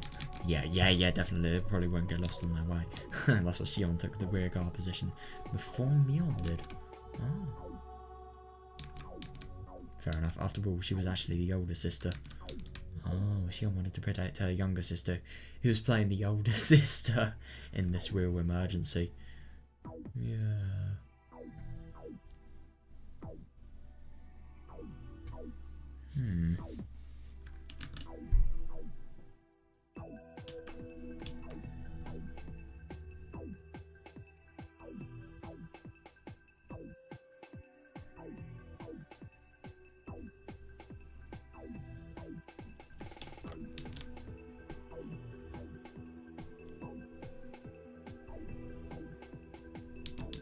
Mion is just intuitively knew what Xion was thinking. Oh yeah, brilliant. Mion understood well the relationship between her sister and herself. She wasn't the only one who felt guilty for taking the older sister's position. Yeah, Xion felt guilty for making Mion take on the responsibility of the family.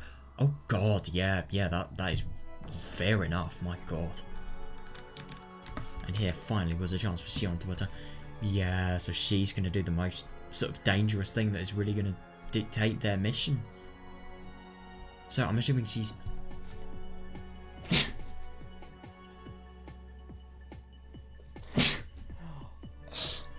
So I'm assuming that Mion's gonna go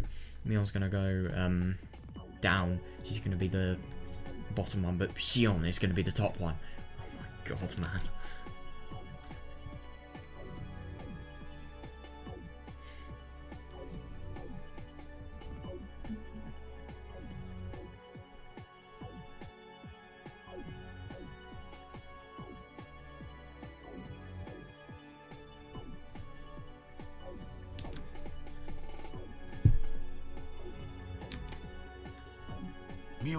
Mion-san, do you have the key to the armory? Now is the time to open it. Mion silently threw over the key. Kasai and Xion took it and ran deep into the rock tunnel. Brilliant. Yeah. Listen, everybody. It's about 30 meters to the horizontal tunnel. If you fall, that's it for you. Yeah, definitely. God. It's dark, so please be very careful as you go down. Yeah. God, I just really hope... I mean, I suppose the escape could potentially go well, but EDA, I'm just so scared for him.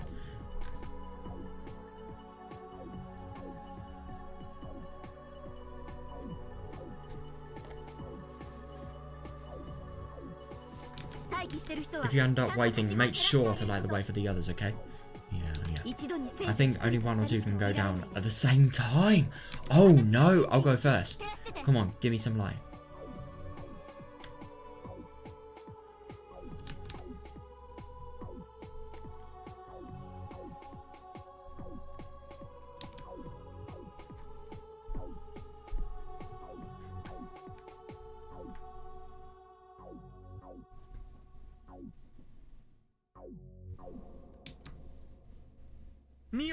Mion-san, be careful. The ones with the flashlights, you be careful too. Oh yeah, definitely. If the lights were on, they could have gone down quickly.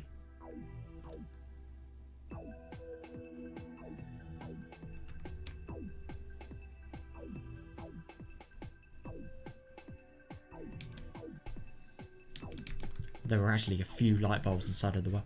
Oh no! Oh, so that's even worse. The fact that there's a complete fucking power cut. Oh god, that must be terrifying. Oh my god! And they have to do it under pressure as well, because otherwise their life is fucking over.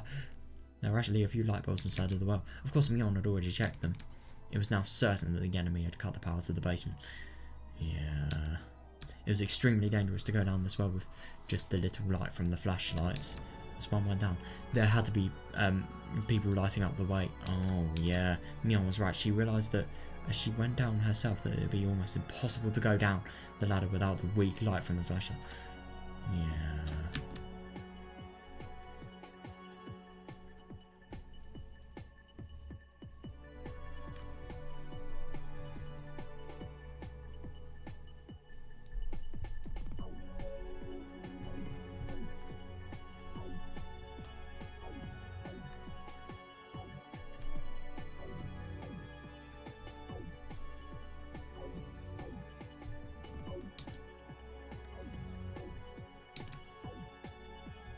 The last didn't reach all the way down. Yeah, that's really scary. In the darkness, her feet suddenly became unsteady.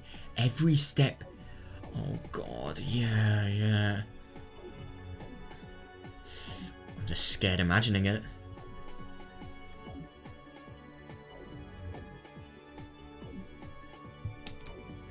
There's about 30 meters to the horizontal tunnel. That's quite deep enough already. Yeah.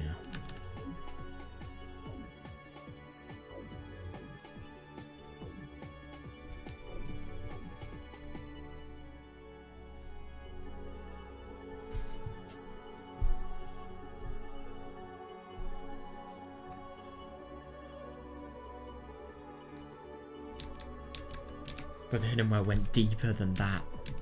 If Mion fell, she wouldn't just interrupt them. Yeah, definitely. Hasn't it been 30 meters though? Yeah, she thought. No. Oh, fuck. She couldn't remember exactly how long 30 meters was. Had she missed the horizontal tunnel already? Hang on a second. So that's actually possible to miss the horizontal. Oh my god. This is. Oh, at the time she felt a cool breeze in her body. She could sense a huge hole nearby, so she. Oh, she took out a flashlight to light the surrounding area. She saw the black tunnel yawning before her. Brilliant. Oh, that's so good. Okay. Oh my god, well done. Here I go. Okay. I found the tunnel. Rika-san, come down. Oh god, Rika. Yeah, I suppose she probably is main priority. Oh my god. Now they're all gonna go.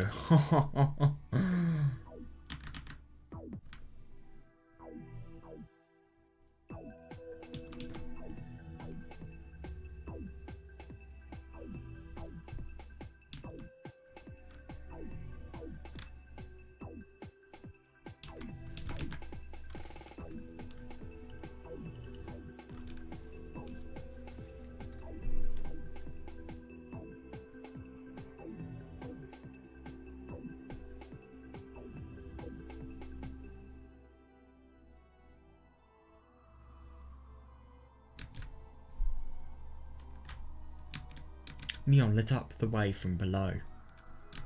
Oh, brilliant. Oh boy, Keiichi. Okay, you're next to Rika-chan. Coach, you go next, then Hanyu, then Satoko, okay? Let's move. Yeah, Keiichi's going. He really isn't going one of the first people. Go.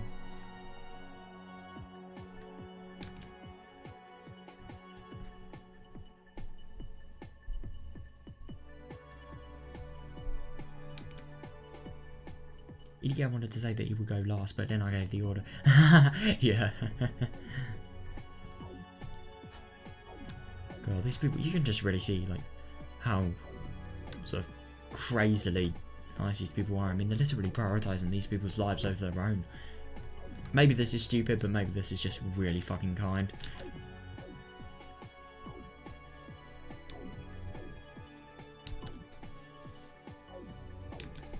They couldn't get into the basement of the clinic without Irie. Yeah, definitely. Without him, they couldn't rescue Tomitake.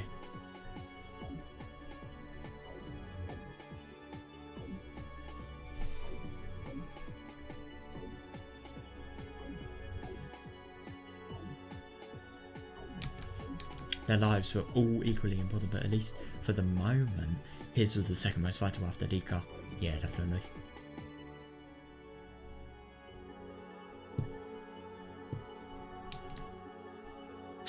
Please be careful, I'll light your way. Yeah, brilliant. Okay, come on everybody. Alright. What's happened? Rika was much shorter than Mion. Oh no. Oh shit, that's bad. She couldn't go down the ladder as easily. Her legs were too short and her left foot slipped. Oh no. Oh no. Oh, this must be so terrifying. She can't see as well.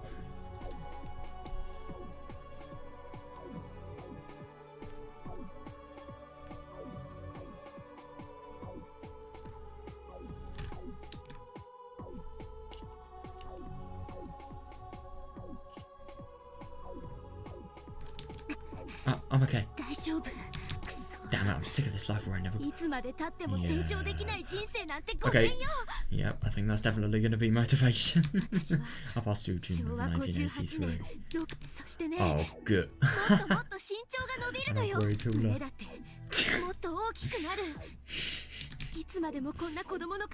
Is that really... But yeah, I won't stay like this forever. Is that really the thing you worry about the most? But the only thing is, this is actually really good. She motivates herself like this. I mean, fair enough. Fair enough. This is finally one of her opportunities to actually, you know, get out of this shit. So she really needs to take it.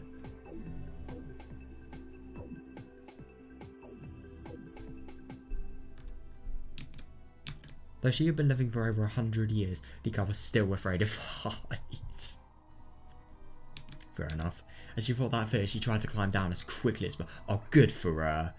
Good for her. After a while, the light from the top didn't reach her anymore, and Mion's light from below lit her way. Brilliant. Mion's light was enough. The next person could come down. Oh, nice one. Nice. Second conveyor belt. Hang on a second. It's actually going to be really scary, though. What about the last person? I mean, who's going to go last? Shion's going to go last. She's going to have no light. Oh, God, that's going to be scary.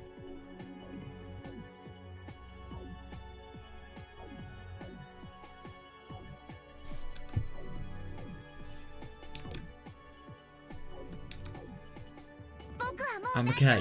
Oh, brilliant. Brilliant. I'm okay. Whoever's next can go. Okay. Coach, you're up next. Oh, God. This is going to be quite something. You're a grown man, so go down quickly. Right. I'll go next. The Matadors move forward carefully, wearing special goggles so they can see him. Oh. Oh, shit. This is actually really bad. Oh, no. God, I didn't even know things like those were things that existed. Shit. Oh. Oh, God. The one in front of us is the Satokos trap and note stop the rest of the men. Oh, no. Hang on a second. If they notice Satokos traps, that's going to be a real disadvantage. They're going to have a lot more time. And also, if they have dark goggles, darkness seeing goggles, oh God, that's just kind of scary to think what's going to happen with everybody here.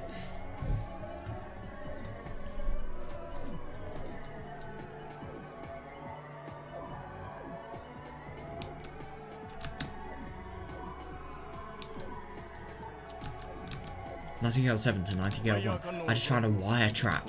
Be careful coming in. A wire trap, oh God.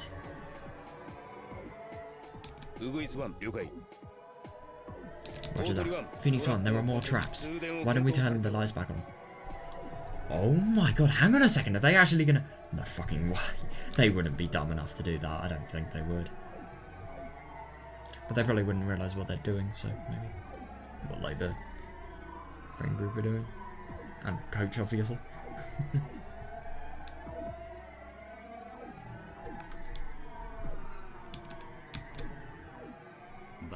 Idiot, that will only help them escape more easily. Oh, if only somebody wasn't awake. They must be having problems trying to escape in the start. You would have thought that. We have to give them as much trouble as possible. Yeah, of course they do.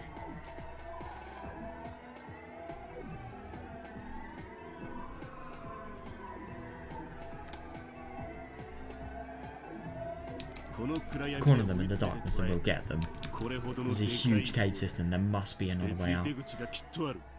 Oh yeah, if you corner them in the darkness, I don't think that's going to be very easy, buddy. They won't try to hide, they'll try to escape. Oh yeah, definitely. Yeah.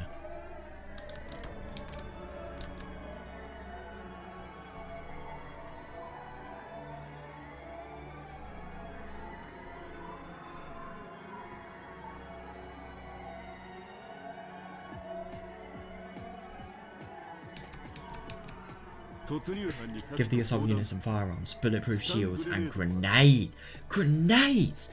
Holy Jesus, dude, these are so many weapon-related things. Oh my God, bulletproof shields as well. Fucking hell. This smells like he's basically a major Yakuza family. Oh God, assume they can counter us with smuggled guns. Oh, Jesus.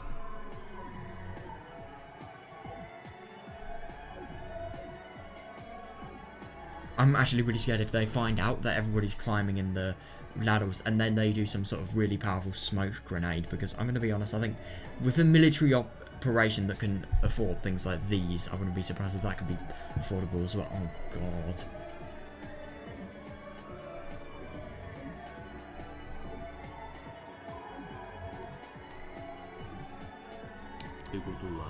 Which means watch out for the tripwires and claymores. Unless you want to end up with thousands of lead pills in your body. Oh God. Oh, they'll shred you apart. Fucking hell. What does a tripwire look like?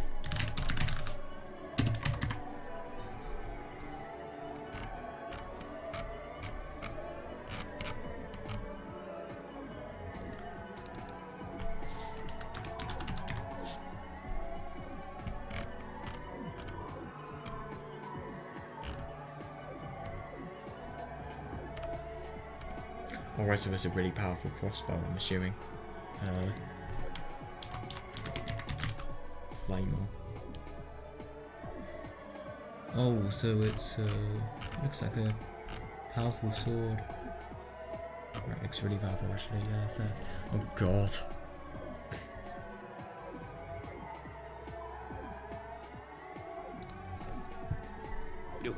Roger.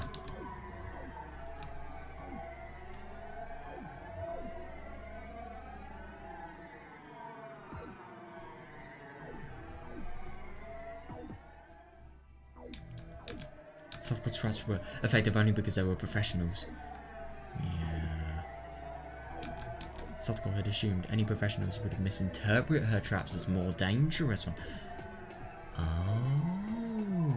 Oh, that's really smart. That was why she ran wires everywhere.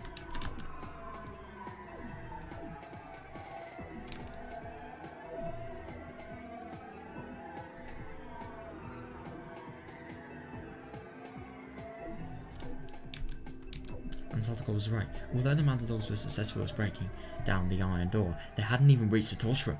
Yeah. Oh, brilliant. I think it's just really funny. You're just being happy and yet torture is in the sentence. Don't really think I can do that.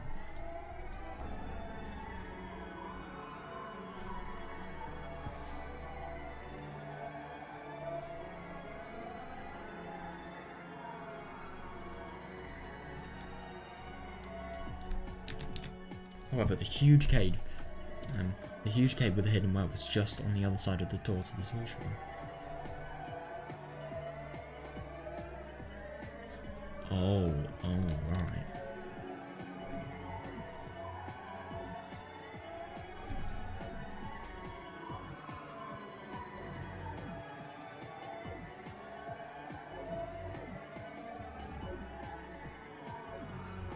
So that is actually really bad if they reach the torture room, because they probably, I mean, knowing them, they probably disperse. They probably have a few check each rooms. It was just a matter of time before the enemy caught them. I couldn't agree more, yeah. Okay, dinner. You're next. I really can't decide if I want to finish reading this now or finish reading it tomorrow. Nah, I kind of want to read it tomorrow. I'm getting really tired now. I mean, this is so good that I just kind of, like, you know, I'd really just sort of rather continue it when I'm really fully energized, you know. Yeah, my eyes are getting really tired. That was so fucking fun today, though. My god, I really enjoyed that. There was just so many things that happened. Genuinely, I really wasn't expecting to play for nearly 4 hours today, but there we have it. So, yeah, dude, I've really enjoyed today.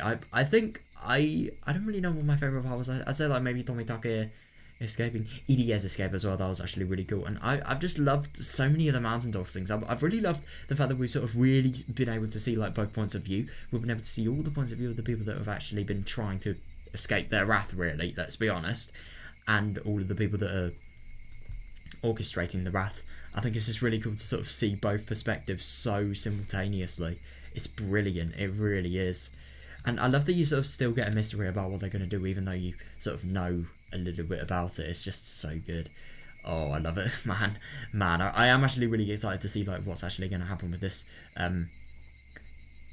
escape though, because I kind of get the feeling it's not going to go smoothly. I think it may go like, it may nearly go smoothly, but I don't think it's going to fully go smoothly. I don't know, that's just kind of my hunch. But yeah, maybe it will, who knows. So, yeah. I'm going to end now. I'm really fucking tired, as you could probably tell, or maybe not tell, I don't know. So yeah, see you guys. Hope you enjoyed. And yeah, thank you for doing the watching. Action.